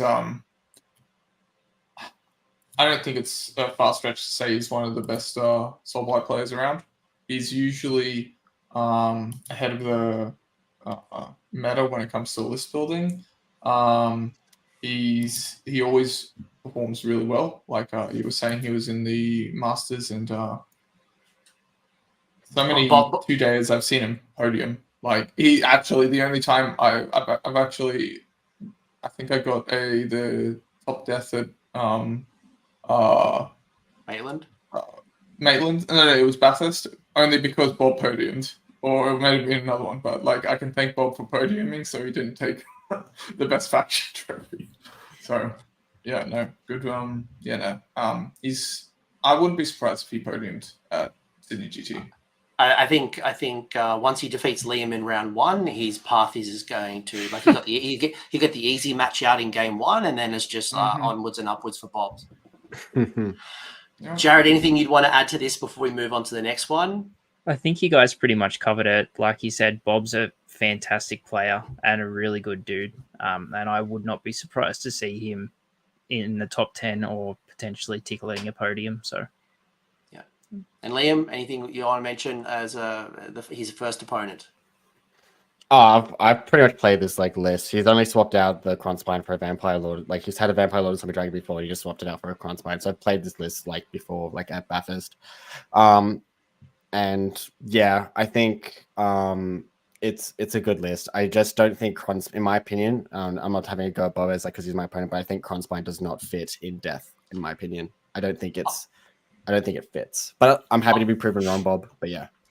I will be watching this closely because that's my first thought is if I was spending 500 points, would I put a Gloomspite in a Soulblight list? And my first gut instinct is no. But as Tom's mentioned, he is definitely someone who is ahead of the meta. So I'll be curious to see what's list teching and why he's brought it over something else. It's either that or he just. But you gotta remember, the only reason why he's taking his Gloomspite is to rupture it, and we all know that that's going away. Well, that's our hypothesis that it's going away. So I don't think you'll see it again. Yeah. Enjoy it while it lasts. The next list we'll talk about is one of the more interesting ones, that being Josh. Josh's last name is Rivet. Apologies there. Josh, you have chosen this one. Why? Another Soulblight, but it's an Avangori list instead. What's the high level stuff here? Without going into too much details, and obviously we're seeing So not a lot to see with this list. I chose these lists just because I thought that they were not whether they can go too far, but I just thought they were super interesting. You don't see a 6-monster Avangori listed as big tournament too often. But I think the plan here is to throw 6 monsters at the enemy and see what's left after round 1 or 2. Skeletons are there for the objectives or battle tactics. But yeah, I think that's it. Yeah, and I think Jeff is even confirming in the chat. That's it. That's the plan. He loves bats. I love it. The Terrorgeist, I love it. And one of the cool things that the rules of the Terrorgeist, which I loved when I did the preview, and I haven't seen it just yet, it's a zombie dragon that deep strikes. I was thinking it because the zombie dragon can come from the sky, not the Terrorgeist. Ignore that. Terrorgeist still slaps with its bloody mortal wounds. Yeah, Terrorgeist slaps with the mortal wounds and scream, and they explode on death. So yeah.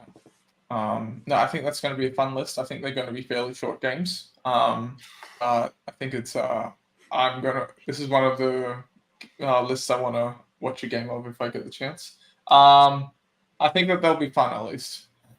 It might be short, but they'll be fun. Anything from anyone else before we move on to the honorable mentions? Oh, just if Josh sees me at all, come and talk to me because I will buy you a beer because this list is awesome. Yeah. Well, I was just going to say, in our past list reviews, I've been saying that people need to start taking Avangori in Soulblight because it is actually good. It's actually you got to think about this, guys. It's 240 points for a monster that does a bunch of spike damage.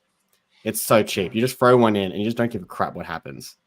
It's just literally what this is going to do is just wave. Vangorian Lords, both of them, this named one and the unnamed one, are actually going to make them super survivable with a bunch of stuff going on. And then Vampire and Zombie Lord, we know that just slaps. So yeah. And also this is all rounded up to 1 drop. So he's going to have a choice a lot of time. Yeah, the other thing with the Vampire Lord and Zombie Dragon, Monstrous Might is an aura of giving them a bit more protection, so they're a little bit more hardier if he keeps them with him. And then the Gorvaz color, you can get first strike with the Vampire Lord and Zombie Dragon, so he can effectively just delete something if he gets the Zombie Dragon and something else big into something else. The last thing I'll say as well is 240 points is incredible value for a Terrorgeist. It pays for itself in the psychological threat for an opponent, because you watch when someone has a Terrorgeist on the table, everyone thinks of the 6 mortal wounds it can possibly do, and everyone's probably had a moment where they've done 12 or 18 mortal wounds and they've just absolutely ripped a new butthole to somebody. So having 3 of those on the table plus the rest, I think is going to be an incredibly fun psychological good time. It's so good. I miss it. I love it. I've got an equivalent in my destruction, which I can't wait to share. I cannot wait to share. As soon as I saw it, I laughed my ass off. The honorable mentions is a Nighthaunt list and an Ossiarch list. Tom, why did you pick these 2 lists? I chose the Nighthaunt list. I thought it was. I'm not entirely sure what the whole game plan is. I think it's just a big synergistic. Buff list. So Harridans and the Chain Rafts are the big units. Everything else, most of the other units just do some kind of can do buffs or healing. So there's a lot of different units in the so they'll be able to do objective play. Other than that, not too much to say. When it comes to, I chose Jaden's list just because it is Nagash and 70 more tech. Like, Can I just say, now Sorry. looking at this, it works in Crematorians. I know what he's doing, and it yeah, works. It wasn't long ago. You're like, he doesn't know the rules. He should No, read the it's rules. I can guarantee you, but I honestly, and everyone would agree, when you read Crematorians, the first thing you think of is a harvester, correct? Yeah. I can say though, I really do hope that he has movement phase for his small chain, because otherwise that's going to be a long movement phase. Can we just shout out old mate's nicknames, because that is fantastic. Our Lord and Savior Skeletor. Yeah. There's some cracking names. There's some really cracking names. Guy who I will actually call it, has the biggest stick. Yeah, I do enjoy, although it kind of killed me a little bit, people's little notes as well, like kill all battle line, have friendly battle line. I'm like, cool. Oh yeah. There's some real tongue in cheek ones. And when we get to Shems, I think Shems got a hilarious bunch of notes. But I also want to shout out Gary Chen, who he's got another Ossiarch Bone Reaper list, but it's a Null Myriad list. I think that if I was going to pick any of the OBR lists to podium, or at least top 10, it'd be definitely Gary's. But this is a Chad list. So yeah, these honorable mentions were more for lists that I thought looked like they'd have fun games rather than do well. They might do well, but we'll see. What a Chad. Anything else for anyone else before we move into Chaos and Liam takes us around? Yeah, No, I'm good. Cool. Look, I can't wait to see Nagash on the table. Cannot wait. So now we go to Chaos, and we have 29 Chaos lists and a good spread. I mean, Slaves to Darkness, probably more than I expected, to be honest with you. We did have one extra Heed Knights list that had to drop late, unfortunately. A lot of Khorne, to no surprise. Skaven, like, is a good mixture of everyone being represented. Liam, what's your, as the Chaos guy, what's your initial first thoughts before we go into the breakdown of the sub-factions? It's good to see Skaven 3. I was expecting it to be lower. I think we all can agree, but we expected Skaven to be lower because it's a Johnny list, and I don't think there's a lot out there at the moment, especially in this meta. I knew there'd be at least one. Bruce has been flying that banner for Skaven since day zero. So if anyone, I know, Bruce, you would have run it, but good representation. Slaves to Darkness, though, is a great because you got to remember, guys, Slaves to Darkness isn't just one army. That's technically like 4 different armies in a book. Like, because there's just so many different play styles and stuff with that book that like it has something for everyone. Because I've been looking at Slaves recently, and you can just write so much different flavors and stuff in that book. So I'm not surprised by that. Blades of Khorne, not surprised. They played this GHB so well. That's all I can say. Slaanesh, I'm not surprised being super low. And same with Beasts of Chaos. I'm not surprised by those they're such a niche army for models and also playstyle. So yeah, that's really it, really. Yeah, Beasts of Chaos probably doesn't surprise me. There's not a lot of Beasts of Chaos players, but we got a good representation of Nurgle. I would have probably expected a little bit more in other areas, but it's great to see Slaves, especially people probably had their passion projects from that special box that they're finally getting on the table. So it'll be great to see them. And here's a bit of a breakdown. I can see Tzeentch has got an incredible diversity in their choices, and as is Slaanesh. What's your take on the? I just want to make this clear. Only 2 Slaanesh players. You can't make that comment yet. But Listen, however, there was a third one, so I can. It was the third, and they had to drop late for reasons. But that was 3 of 3 in Pretenders. But when you look at that, what's your first thoughts, and then I might pass it over to Jarrod and Tom for some other things. I think my big shout out is actually Slaves of Darkness. I just said just about a minute ago, there's 6 different armies in that thing, but you only see 3. So let's just say I take what I just said back, because clearly there's one clearly really good one in that book. But Blades of Khorne, though, Reapers of Vengeance and Bloodlords, they're really good. My thing is that the fact that like Endless Spells, Hedgehog Skulls is the most taken one. I'm surprised that's not taken 8 times, because it's just so good. And also Inkar, what do I describe? The fact that like they just get casted on by a prayer that like no one can really play against them, and they just shut down magic like fairly often. That's literally it, really. Like everything else, I'm like pretty much not so I'm not surprised by it. I think one little thing is, and I don't want to make it seem like all I talk about is this unit, but I'm going to tell you this right now. There's 2 Sylvaneth players, and only between them they're taking 4 different units of Blitzbarb archers, but there's 6 taken, which means that they've been used as allies. And I think and I'm going to talk about this soon in one of the lists, where I think actually Sylvaneth is actually one of the best chaos allies for what they bring to the table for each army. And one list we'll talk about soon because they utilize one of the Sylvaneth abilities really, really well. So that's generally it, really. That's it. Like, there's nothing else to talk about here. It's pretty much everything I'm not surprised by at all. This is what I expected. Jarrod, any additional takes? Nothing super surprising. I'm definitely not surprised by Pretenders. I think there's 2 parts of the Slaanesh book. There's Pretenders, and then there's the part that nobody's ever going to play because Pretenders is cooked. Yeah, it's cooked.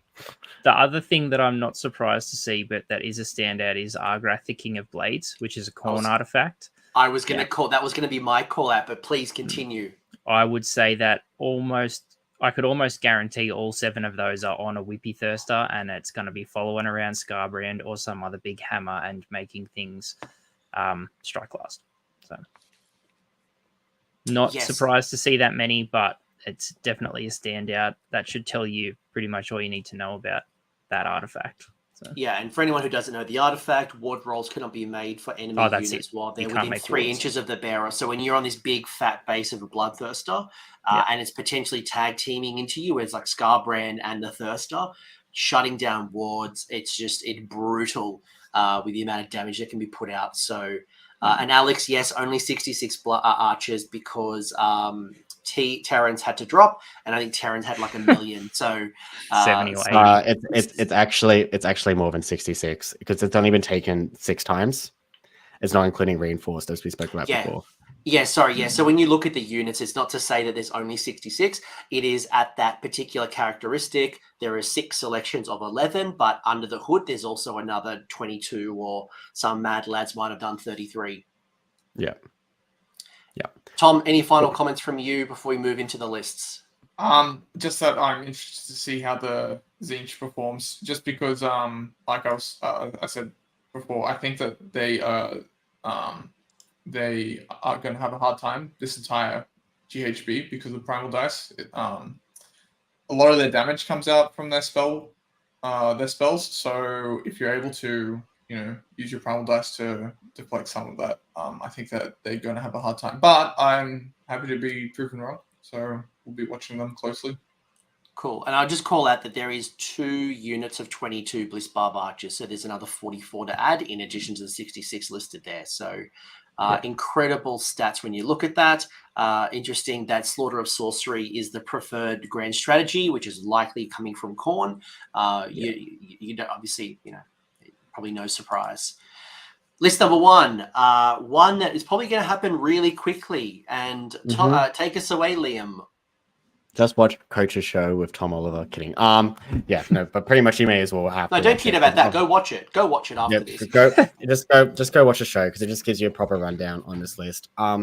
Reason why I'm picking this is because Tom Oliver, in my opinion, is one of the best players coming out of Australia right now. He hasn't really faltered at all since his debut. He takes out painting awards like they're nothing, which is hilarious. So he's both talented and also skillful in the game. So it's really annoying. That should be illegal. It should be illegal. You should either be a really good player or a really good painter. You can't be both. Yeah. So wait till you see his Seraphon. We're all going to cry. Anyways, pretty much this is just going to shut down armies completely. They're going to pin you. They're going to hit you. Be'lakor is going to make you have a rough time for one turn. The thing that I think is going to surprise a lot of people is the teleporting Rotmire Creed. That's just some nice tech that I think is really good to add into this list. It's like, look, I've played against this like 2 or 3 times, and it hurts me. Like, it's such a good list. If your army is relying on command abilities or anything, like if you're relying on inspiring presence or anything, it's not going to happen. You're not going to get it. Because it just shuts you down. It's actually probably, I don't want to use Magic terms, like Magic the Gathering terms, but this is a blue deck list through and through. It just hurts. If you want to do something, it won't let you because you got the Nurgle wheel and everything else in play. That's literally it. Honestly, do watch Coach's show with Tom Oliver. He's a really good player, really insightful. He's coming from War Machine, and he represented Australia with War Machine, so his caliber is super high. Listen to him. If you ever see him, for anyone going to Sydney GT, if you get to play against him, literally pick your brain with him. Like he's absolutely like you learn something from him, and he's only been in the game for about less than a year. Just over 12 months. We had a great chat. We were housemates at Bathurst, and a lot of really good chats. I will say, just to interrupt you really quickly, this list is not only with a great pilot, but it is a really good list in general, right? You know, it is. Yeah, it is. Control that Be'lakor brings, the Lord of Affliction can do some really great shutdown, and it will cause you pain. The sub faction is going to give a pre-game move or a bunch of deep striking abilities. It's a great list. And just quickly as well, so Spring the Trap, right? Here's the only list I think in the game at the moment that can actually have nothing on the board. Or Bok. Yeah, or it's only one. Yeah. No, so because what he can do is he can put the Blight Lords up in the sky, and then he can put Gutrod Spruam and the Rot Knight Creed on the side. And then with D3, he just removes Be'lakor. So he has nothing on the board turn 1. You can't hit him. So just so you know, if you play him against Spring the Trap, he's just going to null deploy you, and you're just going to show off what you're going to do, and he's going to pick whatever's weak. So, like, and I think it's the only list in the event that can do that with Spring the Trap. Because he goes around the... Yeah, it's ridiculous. It's super strong. Jarrod, Tom, anything else you'd add to this? The thing that really stands out for me, to no surprise, is overpowering Tzeentch. So we've just seen how popular OBR is in the meta, and overpowering Tzeentch just laughs at that army. If you turn off OBR's command abilities, they just fold in half. So that's a really good anti-meta pick from Tom, and I'm not surprised to see that from a player of his caliber. Yeah. Liam, do you want to really quickly question in the chat, how can Be'lakor go off the board? Do you want to respond to that when we're talking specifically about Spring the Trap? Spring the Trap. So pretty much his allegiance ability, I think with the flies, they can just go up in the sky. So pretty much you can just put them all aside. And then Gutrod Spruam goes to a side, and he takes a Rot Riot Creed. So that's a different, like, putting to a side thing. So it's a different ability. And then the only thing that's left on the board is Be'lakor. So then all he needs, he just rolls a 1 and he just removes Be'lakor. And he just puts Be'lakor off the table. And that's it. So in every other battle plan, Be'lakor's there, but in Spring the Trap specifically, you can null deploy completely. The second one, and to shout out the name, Friendly Tzeentch, this could have been a Cronspine. It is a Tzeentch list without a Cronspine. Who knew that was even possible? I thought it was, I actually had to go to War Scroll Builder to see if it was even legal, but turns out it is. This list is so good. I don't think people understand actually how busted this thing is going to. This is going to make people like actually consider different life choices. Because what he's using is Bliss Barb Seekers as super efficient. So those Acolytes are actually going to be a Ren 2 for their shooting attack. So if anyone who doesn't know much about Tzeentch, pretty much you just need to read the Bliss Barb Seekers thing, and then you just buy 2 or 3 boxes, and you've got a good start for an army. So because they actually reduce people's save by 1, they don't give +1 rend, but it is reduced save, which is equivalent to +1 rend. So it makes Zangors hit hard, and also makes the Bliss Barb Archers that he's also allied in hit hard. So this actually is going to cast a bunch of spells, summon a free chicken, and then he's going to actually do some work against you in melee. And if he's really smart, he's going to put the Bliss Barb Seekers behind the Zangors for Unleash Hell. So then when you actually go in to hit the Zangors are just going to hit you even harder because you just gave them +1 rend effectively. And it's 2-drop. I only call this out because he's utilizing allies really well, because I feel like Bliss Barb Seekers should be in nearly every single Chaos list if you want to fit in a cool ally unit, because they a force multiplier unit. If you want something to get rid of and want to give it, like, if you have Hoarfrost, which also gives +1 rend, that is their ability is the only way to even improve it more than Hoarfrost. So it's really good. It's really slept on. So yeah, that's why I gave Scott a call out. Before I go to the other gents, I think it's interesting as well, because traditionally you see the Lord of Change, you see Kairos, you see both of them, you see a Cronspine. This is definitely a General's Handbook 2023 take, and potentially a revisit. And you know what? this might go really well or it might not go well. I'm curious to see how it plays out. Scott is a good player as well. Good to see him back in Age of Sigmar. I know he plays a lot of other games too, but I'd be curious to see. It's an untraditional Tzeentch list. It's untraditional, but he's utilizing units from another army, and he's going to make it super effective for himself. Oh, absolutely. And why I say that with the utmost respect. It's not like, oh, it's an average list. No, he's gone out and picked some really good choices. Jarrod, Tom, anything you'd want to add to that discussion? We were... Sorry, Tom, you go. No. I wasn't going to say much. I was just going to say that it's pretty unique Tzeentch list. I haven't seen anything like this before, and I didn't even consider allying in Slaanesh. But it will be interesting to see how successful he is this tournament. Jarrod. When we were discussing lists initially, Liam and I talked about this list, and I was really surprised because, like you said, there's no Cronspine, and usually if there's no Cronspine, it's supplemented by some sort of other damage dealing, like a melee hammer, because Tzeentch doesn't typically have a lot of that. Like usually you see some Enlightened on foot in a reinforced unit, or you'll see 6 discs, something that can just go out and remove a piece if it has to. So I was really surprised not to see that typical unit until we talked through how the list actually functions, and you realize that each one of those individual Acolyte and Zangor units becomes a hammer. And I think it's really smart. When you look at it, it's underwhelming. You're like, oh, 10 Carrick Acolytes. And you're right, like there's no anvil. Like if you're not going to take a Cronspine, you might be leaning into a unit of Pink Horrors just to get that wound density to protect your wizards, but there's none of that. So I think it's going to catch people off. Like, how do I unpack this particular list? And you read it, and I can't wait to watch it. You read it, and it looks like a nothing list, and then you realize how it works, and you're like, oh, that's actually very smart. It's really clever, and also like Acolytes just because they're spoken be cast multiple times from each different unit. I think so. Each of those guys will get +1 rend. If the scroll can be done multiple times, so it's very, very cool.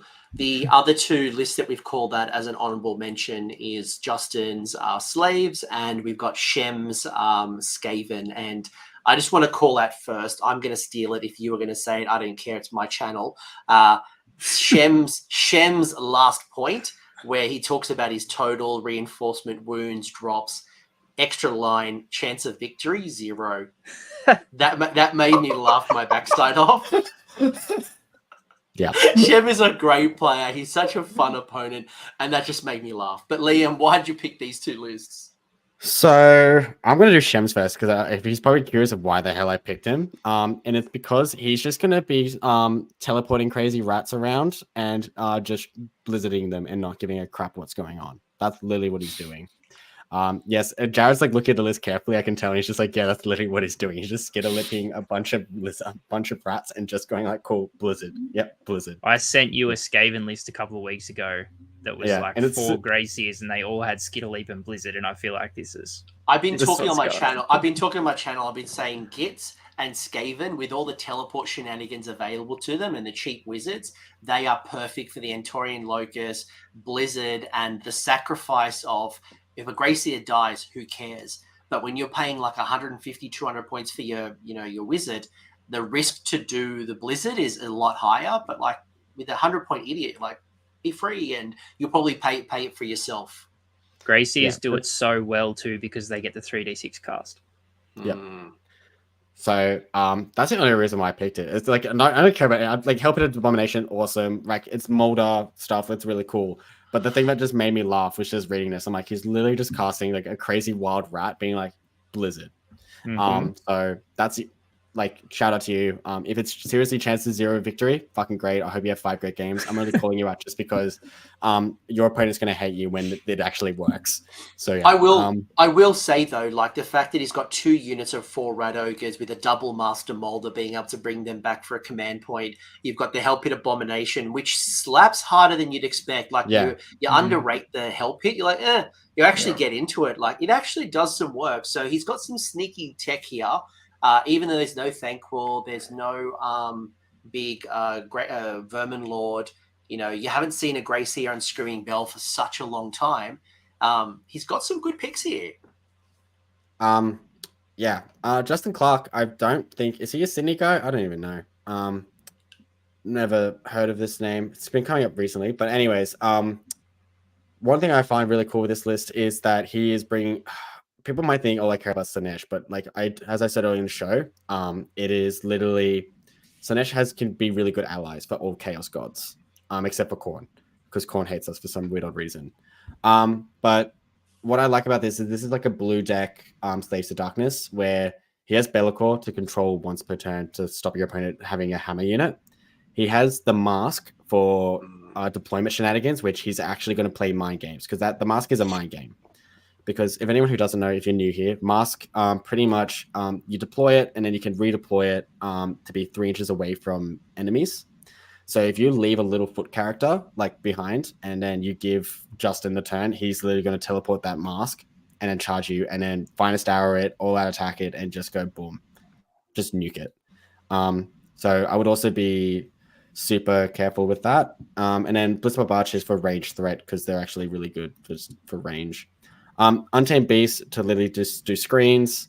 And also, it's kind of cool that he's actually running a Demon Prince and not trying to bring one from a Chaos Sorcerer Lord. Because they're actually, for 150 points, they're actually really good bang for buck. Funny that its name is Bang, but it's really good for bang for buck. So yeah. What's the Tarantulas Brood bring? Because you don't traditionally see this warband. Like you see so many of the other choices. It's the spider one. And you bring back D3 every time at the start of your hero phase. It's just a recurrence unit in the thing for 90 points. So if you think about the wounds per point, they're actually quite efficient just to be like on an objective. Because if someone's like just not taking them out, you just bring back D3. Well, you're looking there, right? Nine Untamed Beasts for 80 points versus 13 for the Brood, let alone the regenerative power of the Brood. Yeah, and then 6 Furies, they're there to just score an objective and make your opponent cry. And then you got 6. You have 6 Vanguard because 6 Vanguard do 6 Vanguard things. And then you got Chaos Knights. I think they're Mark and Nurgle. Yeah, they're Mark and Nurgle. They're just there to be annoying. And the Demon Prince is Nurgle as well, so you'll be shutting off wards. Yeah, so that's generally it, really. Undivided Chaos Sorcerer Lord is there to do either god stuff. So yeah, really good list. That's it, really. And it's Knights of the Empty Throne. So I think everything just runs in charges or something. So super efficient. I think he's going to surprise some people in the lower, like first through 2 rounds. He's going to just make people have a headache. And then battle round 3, whoever's really tired is just going to have a rough time. And then he's going to have a good time top tables round 4 and 5. That's my pick. So yeah. Jarrod, anything you'd want to add to this before we move to Destro? I think you guys pretty much covered it all. The only thing I would say is I think that's the first time I have ever seen Tarantulas Brood on the table. So shout out to this guy. I agree absolutely that the Demon Prince at 150 points is a great pickup. Again, it's just a little threat piece that can either work independently of the army or works really well with synergy. So other than that, I think you guys covered it. Cool. Tom, any closing comments? No comments on the lists. You guys pretty much covered it, but shout out to Shem. He's a top bloke. Really good guy. Yeah. I think for me, I'll be curious to see the Vanguard. You obviously can see 2 lots of 3 or 1 unit of 6.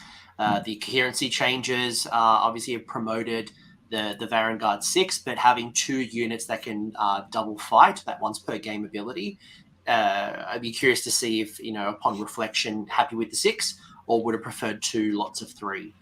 I don't think there's a lot that's going to live through 6 Vanguard with Fell Spears in a Market Court. Like, I'm pretty sure they're going to pick up whatever they want. But to be fair, like if you did 2 units of 3, absolutely. That is also true. So it should be interesting, like the matchup processes. Would you have preferred 2 3s? That's my question, but it's still a great pick nonetheless. Cool. Good luck to everyone who's playing Chaos. Certainly a lot of you. The last set of lists is coming from the best factions, and that is Destruction. We all know Destruction players have the most fun. And let's look at the breakdown. So we have 2 Big War, given that they've had some nice little boosts in the latest battle scroll. So no surprise we've started to see more Big War come in. No Bone Splitters, again, probably no surprise. Gloomspite Gitz, I'd probably say that feels low. And certainly there's been some changes to Gitz that may have got people to move to somewhere else, but there still is a good little representation there. Iron Jaws, nice little representation. I think if we got to use the second Harbinger book and we could use like the More Grunter, and if this was like 2 months later or 3 months later, we might see more Iron Jaws. No Cruel Boys, which is interesting. I would have expected, and we've started to see like Novas happen last weekend, and you have seen some Cruel Boy lists go really well. So I'm surprised not to see at least one, but they're probably putting their points into Big War, if anything. Ogres probably surprised me the most with having 9 Ogre players, but we have a dedicated fan group of Ogres who will run them win, lose, or draw. And Suns is 2, but unfortunately I've had a drop today with Suns, so it's actually only 1 Suns player. So that is a fascinating. Yeah, I expected probably at least 1 Cruel Boys player, but before I move into like the breakdown, any comments from any of you? Jarrod?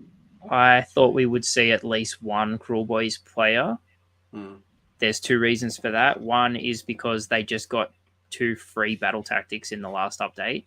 And 2, I think Cruel Boys over the last few battle scrolls and things has been slowly creeping towards a point where we find out how cheap do they need to be before they're good.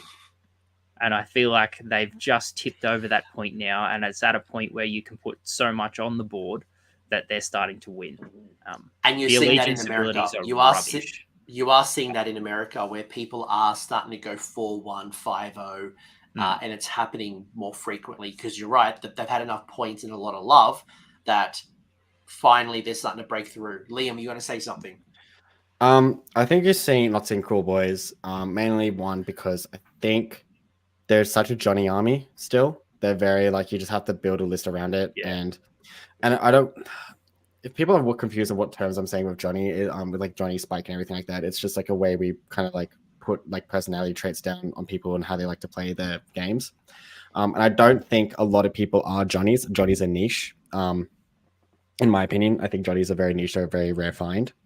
And I think for this event and this current meta with primal dice and everything like that, I think Cruel Boys just aren't. Yes, they got free battle tactics and stuff, but the Johnny player will have a field day, and I don't think the Johnny player has realized. I think the Johnny players have realized that like it's not worth it at the moment to try and go for a 5-0 with Cruel Boys and be like best 4-1, and they've gone somewhere else like Corn or something. Iron Jaws, I'm actually surprised that it's actually like a lot less. I was expecting it to be more. However, though, I technically call Big War Iron Jaws because all it is just Iron Jaws with a mix of Cruel Boys. That's all Big War is, in my opinion. But yeah, that's where you probably start looking at the Big War, and it's either heavy Iron Jaws or heavy Cruel Boys with a side of something else. But when you break it, yeah, like the Wargog, you just want to you love them so much. But you have a breakdown here. So you got your 5 kits. You've got 1 Bad Snatchers, 1 Glogged Mega Mob, 2 Jaws of Mork, and 1 King's Kits. I'm kind of surprised that there's maybe not another Mega Mob, the troll version of it, although you are seeing trolls in your King's Kits.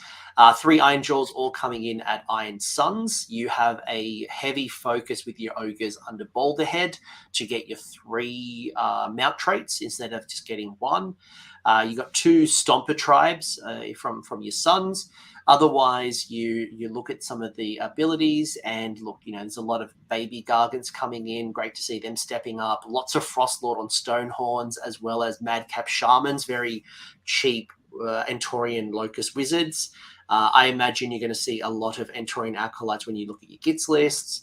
Otherwise, not a lot of Endless Spells, a lot of Hoarfrost, and actually probably not as many Blizzards I'd probably expect. But look, your Ogres aren't going to be taking it. Your Suns aren't going to be taking it. Only one army's taking it, and we know what it is. Yeah, but like, you're not...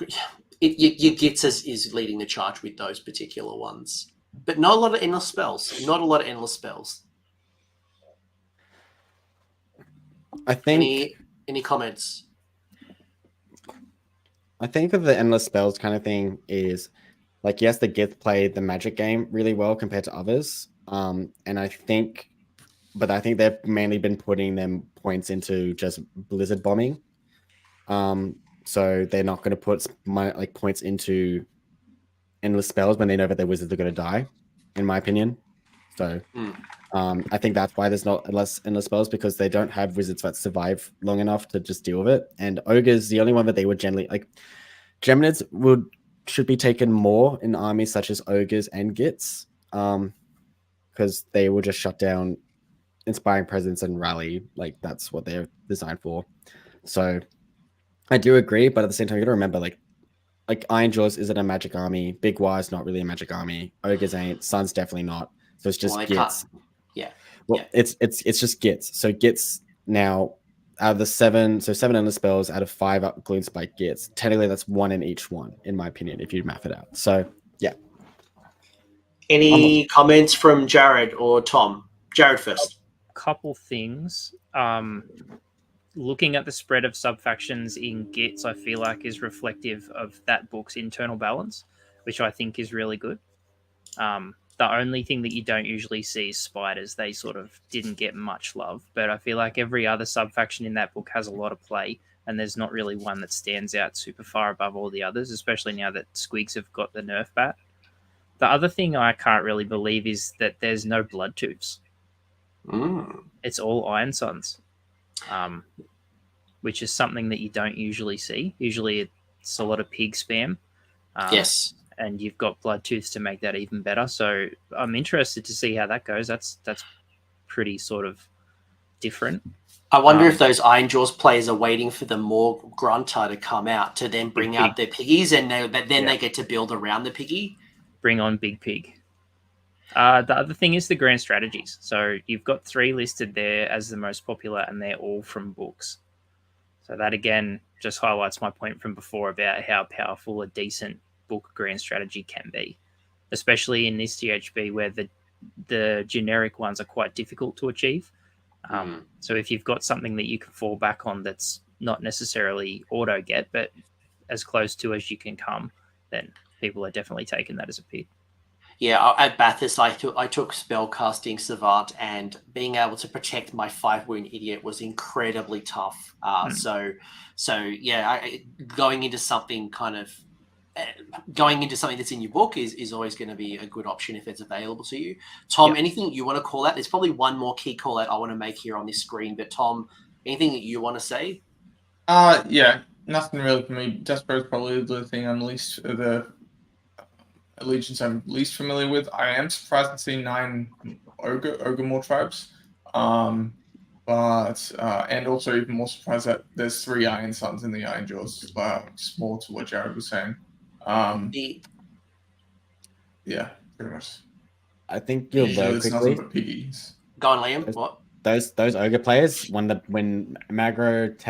coach says bars open, they're just going to leave their game and get beers. Those are the 9 ogre players. I'm just going to make that clear with you. Okay. They'll be with me and the Gargan players. The other call that I wanted to make before I move to the lists is the top 5 spells. There are 2 teleport spells. So the Great Green Hand of Gork and the Hand of Gork. So Great Green Hand coming from your Orc book. The Hand of Gork coming in from the Gitz. Obviously, if there's a Scragrot knows the spell as well. So the access to teleports is probably greater than what's actually represented here, but it kind of ties into the teleporting and the Blizzard technique, given that Blizzard can be done outside of 12, teleports have to be outside of 9, so you've got that 3-inch gap to pew pew. Pew pew. All right, nothing else. Let's move forward. The first pick I would make is going to be Jesse, partially because I'm a Gitz player and I'm super biased. 2, Jesse did incredibly well at Bathurst GT. I thought he would take out Best Destruction. Spoiler alert, I did. But I think Jesse's probably learnt from some of those, I wouldn't say mistakes, but I think he's brought in some interesting list tech between the Bathurst tournament and this one with the introduction of the Cronspine. So he didn't have Cronspine. I think he was heavy in Swigs from what I remember.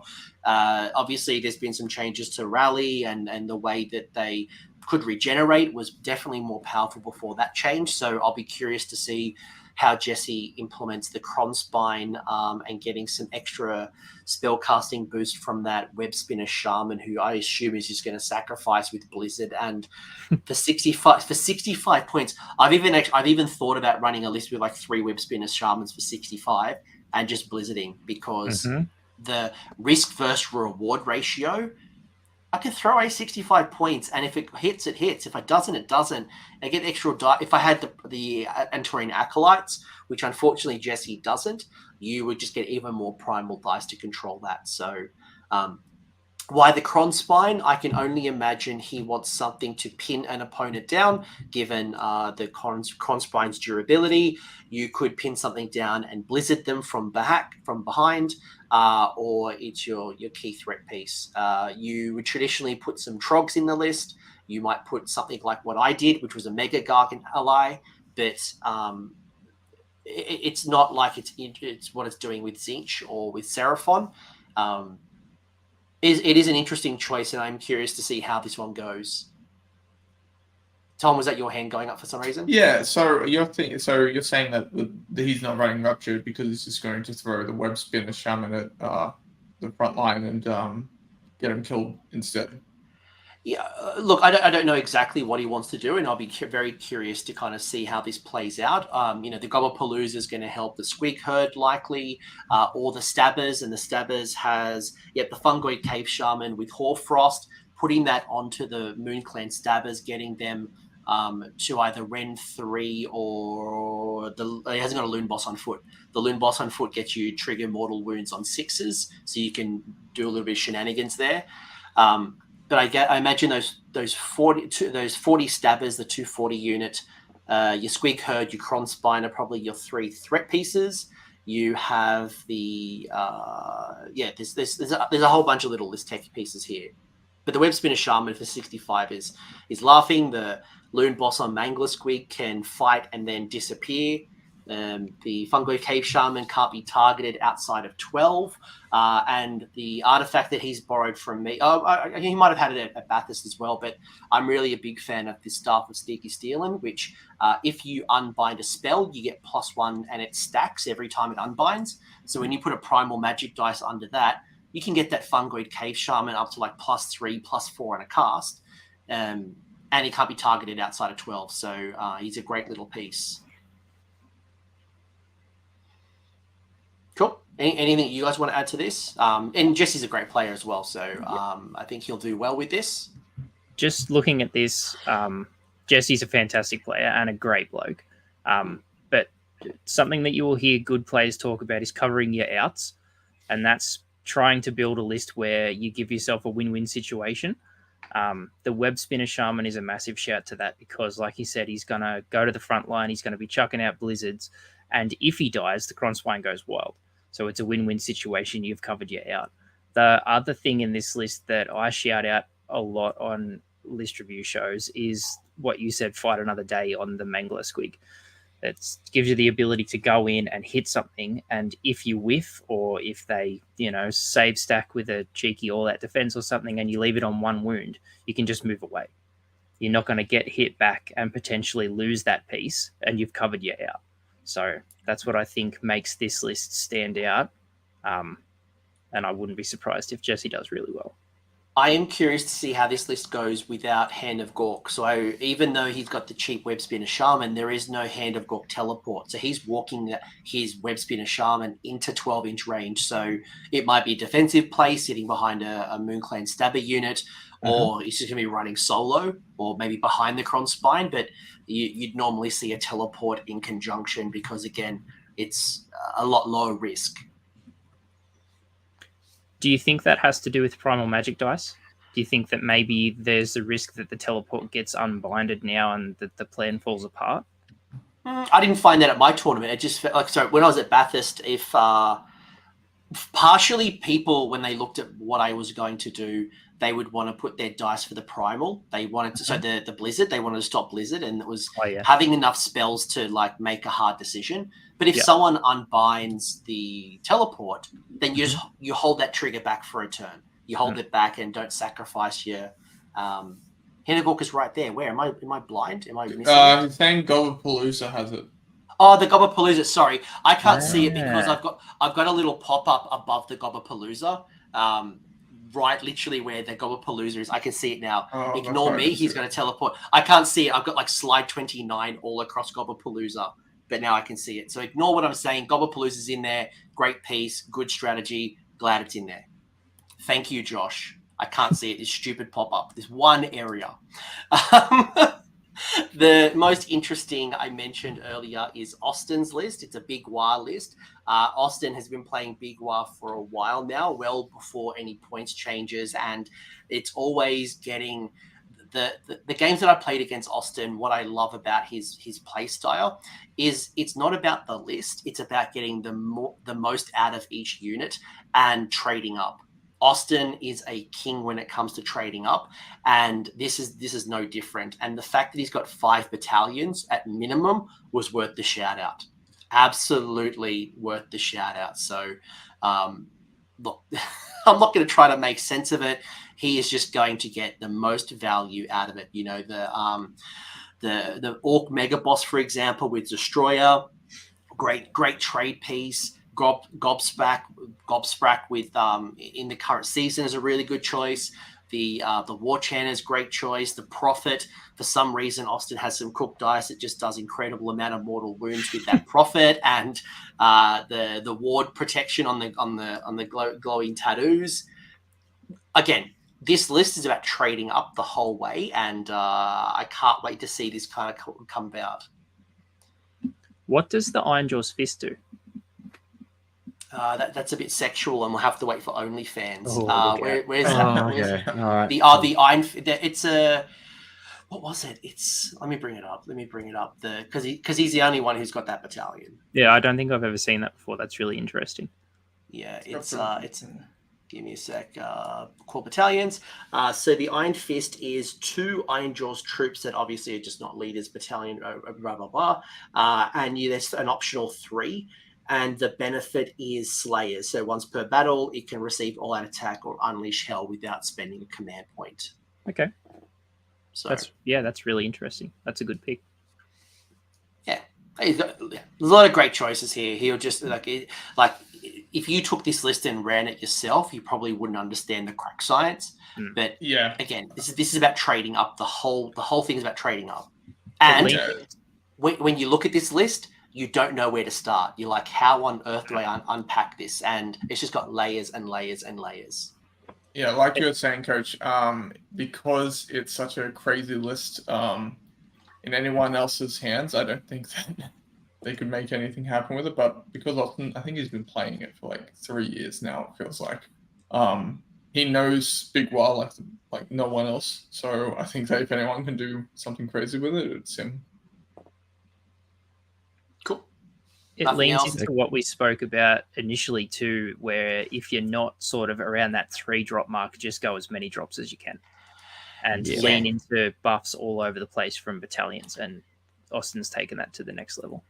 And it's a fascinating rate. When you got 14 drops, like if I'm 1-drop, 2-drop, or 3-drop, I've put down my entire army, and he's put down three units. Mm-hmm. So he can respond or deploy in a way to take advantage of a weak spot in the battlefield.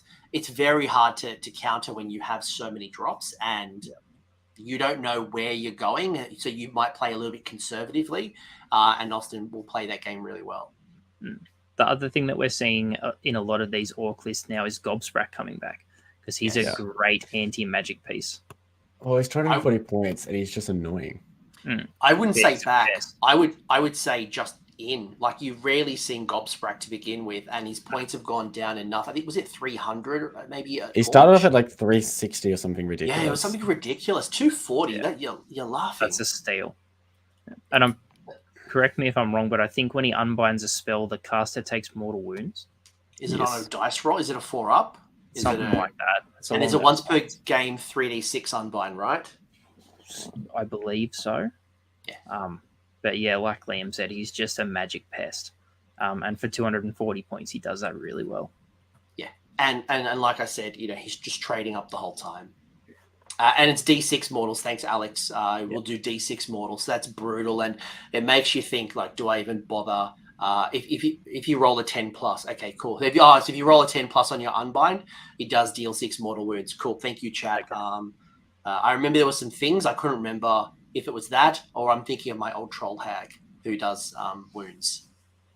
The other two lists, first off is Jonathan. Jonathan is now the only Gargant player. The reason I call this out is Gargants have had some points decreases. They don't play in this current Entorian Locust meta, but playing Jonathan firsthand at Bathurst, and also Jonathan has done incredibly well with Gargants ever since I've known him. I think it'll be an interesting, what you call DPS check. Do people outside of Blizzard have the tools to build and take out a Gargant? And for a lot of people, I think people have forgotten how to play against Gargants, and it's not really a concern for a lot. And I love the Amberbone Totem, which is going to allow that Beast Smasher to run and charge. So incredible fast movement. If you happen to have a monster, it can do double monstrous rampage. Monstrous rampages. And it's another interesting piece if there's a monster where it can sacrifice its attacks and do, like, is it 5d6 mortal wounds? Something ridiculous. It's some great choices in there. The Shield of Protection will ignore Rend 1 and bounce mortal wounds for a save roll of a 6. The 4 Man Crushers are good little independent threats, and there was another change to Boss of the Stomp where instead of choosing one drop or artifact or enhancement, you get both. So good, interesting. And I'll be curious to see how people can handle it outside of Blizzard. The other one, and the one that I've been so excited to talk about, is this Sax. And do you notice anything on the list? What stands out on this list here, folks? Triple cabbage. 3 cabbages. I thought 2 was bad enough. 3. This guy and the Avengori guy can both come and find me, and I'm going to find both of you. Sax is the legend. So Sax is from the Exiles crew. Oh, yeah. Absolute legend. Really great hobbyist as well. Like, he just likes cool concepts and stuff. He actually talked to me about this list. He's like, "Oh, I wanted to run a free cabbage list. What do you think of that?" Goes, I'm like, "Dude, you can do whatever you want, and as long as you have fun, like, it's a great time." And he's just like, "Oh yeah, I'll rock it up." And then I was like, "Yeah, it's a really, really fun guy, absolute champ." It's cool that he's taking Gordrak and not just saying like, "Oh, I'll just go like 10 points cheaper and get another cabbage." If that makes sense, like, and get a better chance of getting a triumph, because you don't see Gordrak at all. I haven't seen Gordrak since first edition when Ash McEwen was running him around. After that, like, you haven't seen him. He came around for second edition. Gordrak list for a while. Was he? Yeah, Gordrak was around for second edition because of like the command point system, and his was really efficient for that. That's right. Point. Yeah. I was going to build a CanCon list around a bunch of fanatics, and speaking of fanatics, there's another honorable mention. As at Lorenzo, I think he's running 2 units of 10 Loon Smasher fanatics, which is absolute Chad destruction. But the fact that he's got 3, Sax has got 3 more crushers, one being Gordrak. I can't wait to watch this match. This is going to be an incredible, fun match. And the speed and the damage that can come out of these 3 more crushers, I can't wait to see how people unpack this, because especially like no risk without reward, you put them on the line, that is going to be a lot of fun. I can't wait to watch this game. I don't want to ruin your fun, but you can actually ruin Iron Jaws in no reward without risk. But yeah. Fine, if you want to know, 5 minutes in EGT. Leave him be. No, this is going to be a fun game, a quick game. Sax, you're a legend. I want to see the 3 cabbages go against the Avengori list. That'd be really fun. Yes. That should be just a round 1 grudge. Yeah. I'm sure Coach can make it work out round 1 without it making it looking sus at all. Yeah. I really like Gordrak as opposed to the 3rd Crusher, because Gordrak is so much better than a Maw Crusher in terms of scaling the longer the battle goes on.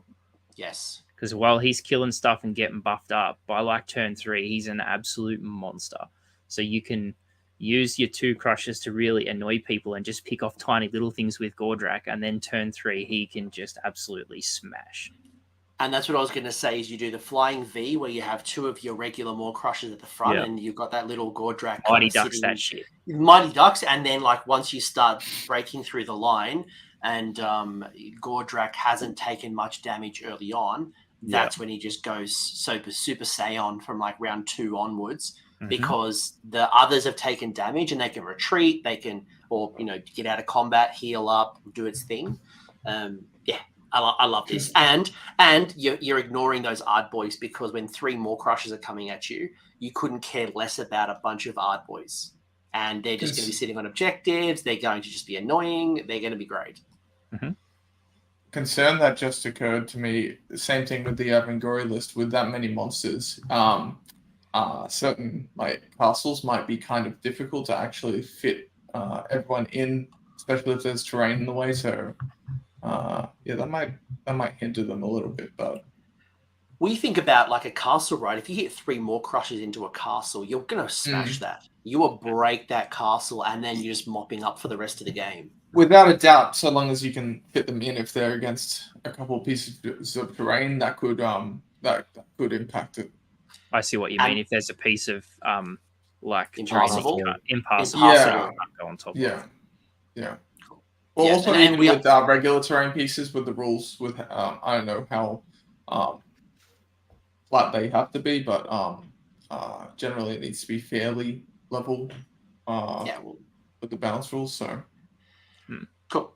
All right. Well, that's a bunch of rules, and there are a lot of great lists in there that we could talk about. And we're just at the 2-hour mark already. I think we could unpack so many more great lists. You know, we didn't really get into the ogre list. There's some really fascinating ogre lists. I will, once I finish the stream, I will go onto BCP and I will unlock the list so people can see them all. The tournament is in a couple of days' time if you want to follow along. How do we wrap this up, boys? Shadowhammer, how do we wrap up this stream according to your traditions? We usually just call out who's going to go podium and just put a bunch of pressure on them, and then they come up to us being like, fuck you for making it worse for us, and then they're like, yeah, cool, no problem, anytime, have a lovely day, enjoy the rest of your weekend. I am He has no idea how to respond.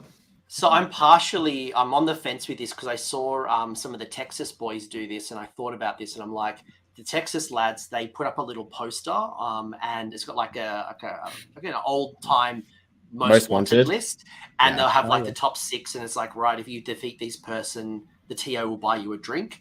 So I am thinking about that. You know, you've got Joel Graham that you can put a target on. Liam, I'll put a target on your head. You know, Tom, your brother, gets a target on his head. Tom Oliver gets a target on his head. So how many people would you do though? I don't know. Like to see all you lose, I guess. Like you just get enjoyment out of it. Is that what I'm hearing? I think it's worth $100, right? Nah. Is it for each round that we lose? Because then now we could literally just purposely just lose and just watch you just cry. But yeah. I honestly we usually just give a quick summary on like what we think and how we think the game's going.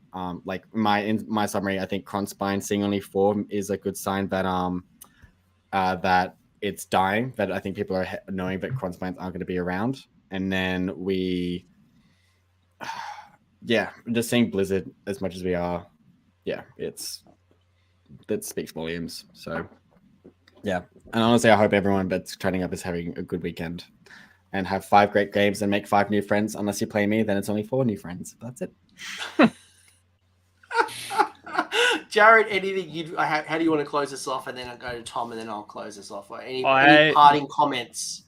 I really like that. It seems like people are just bringing out their toys again.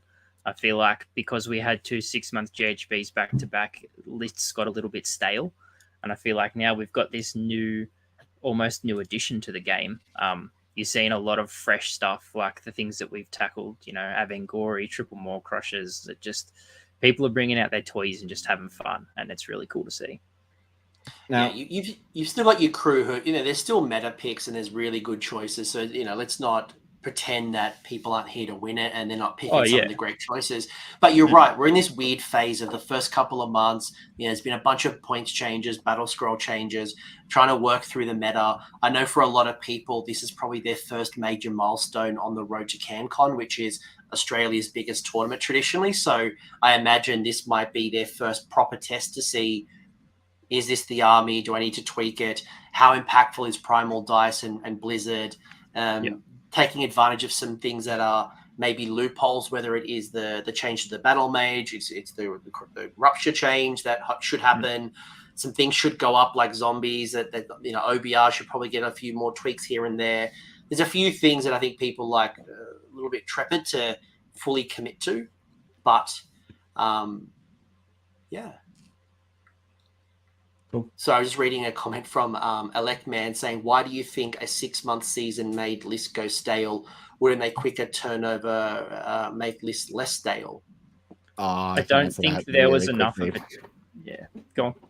I think 6 months, a lot of people, especially for the last 2 GHBs, it wasn't really much of a huge change where people just only lost like a unit or something. Like there was no big shock or anything. Like the realm rules were very just like, no one even cared about the realm rules in the end with the champions and stuff. Because like all it was like make champions better. And then all you did was just give your champion like a little buff and that's literally it.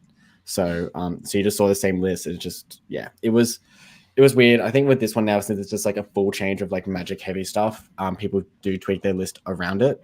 And yeah, so it's been good. Just quickly though, Jared's saying like this is like everyone's bringing their toys. Do you think after this battle scroll update that we're getting, that we will, how to describe it, that it will no longer be bring your toys? It's everyone's going to just finally tweak their list for this GHB. I think by the time we get to the end of this year, like Coach said, and we start to really think about things like CanCon and a new Master season and things like that, I think people will be at the stage where they've made enough tweaks that everything starts to settle in a bit. But at the moment, I don't think the dust has settled from the new GHB yet, and I think people are still really experimenting with crazy new stuff. But yeah, from now to the end of the year, I fully expect the meta to settle properly. Yeah. And we'll start to see the rise and fall and where things are going to sit. Yeah, you need to appreciate that for the first 6 months of this year, 2023, we've had 12 battle tomes introduced, and I don't think that the balance is quite there just yet with some of the factions. So there's still that little bit of a settling when it comes to the battle tomes.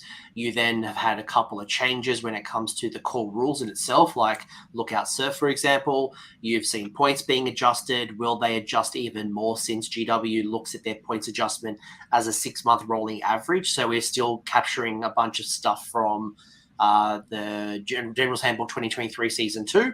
You have the second Dawnbringers coming, so what this Iron Jaws and the Troll stuff and whatever else comes in that book, what does that do to the meta? You've got Flesh Eater Court, so you've got this settling period, but then you've also got this little exciting ramp of extra things to consider. So it'll be interesting, like, and to Alex's point, is there a few things that they nerfed a little too hard that maybe they need to swing back a little? And will they do certain things to some of the factions like Stormcast that have such a low win percentage that maybe they need a little boost? You know what I mean? Like there's so many little things that could happen, but I think people will get a good idea of Primal Dice, how much they want to influence it, invest into it. And I think also people are a little bit worried that Blizzard's going to get nerfed, so they don't want to build too heavily into Blizzard.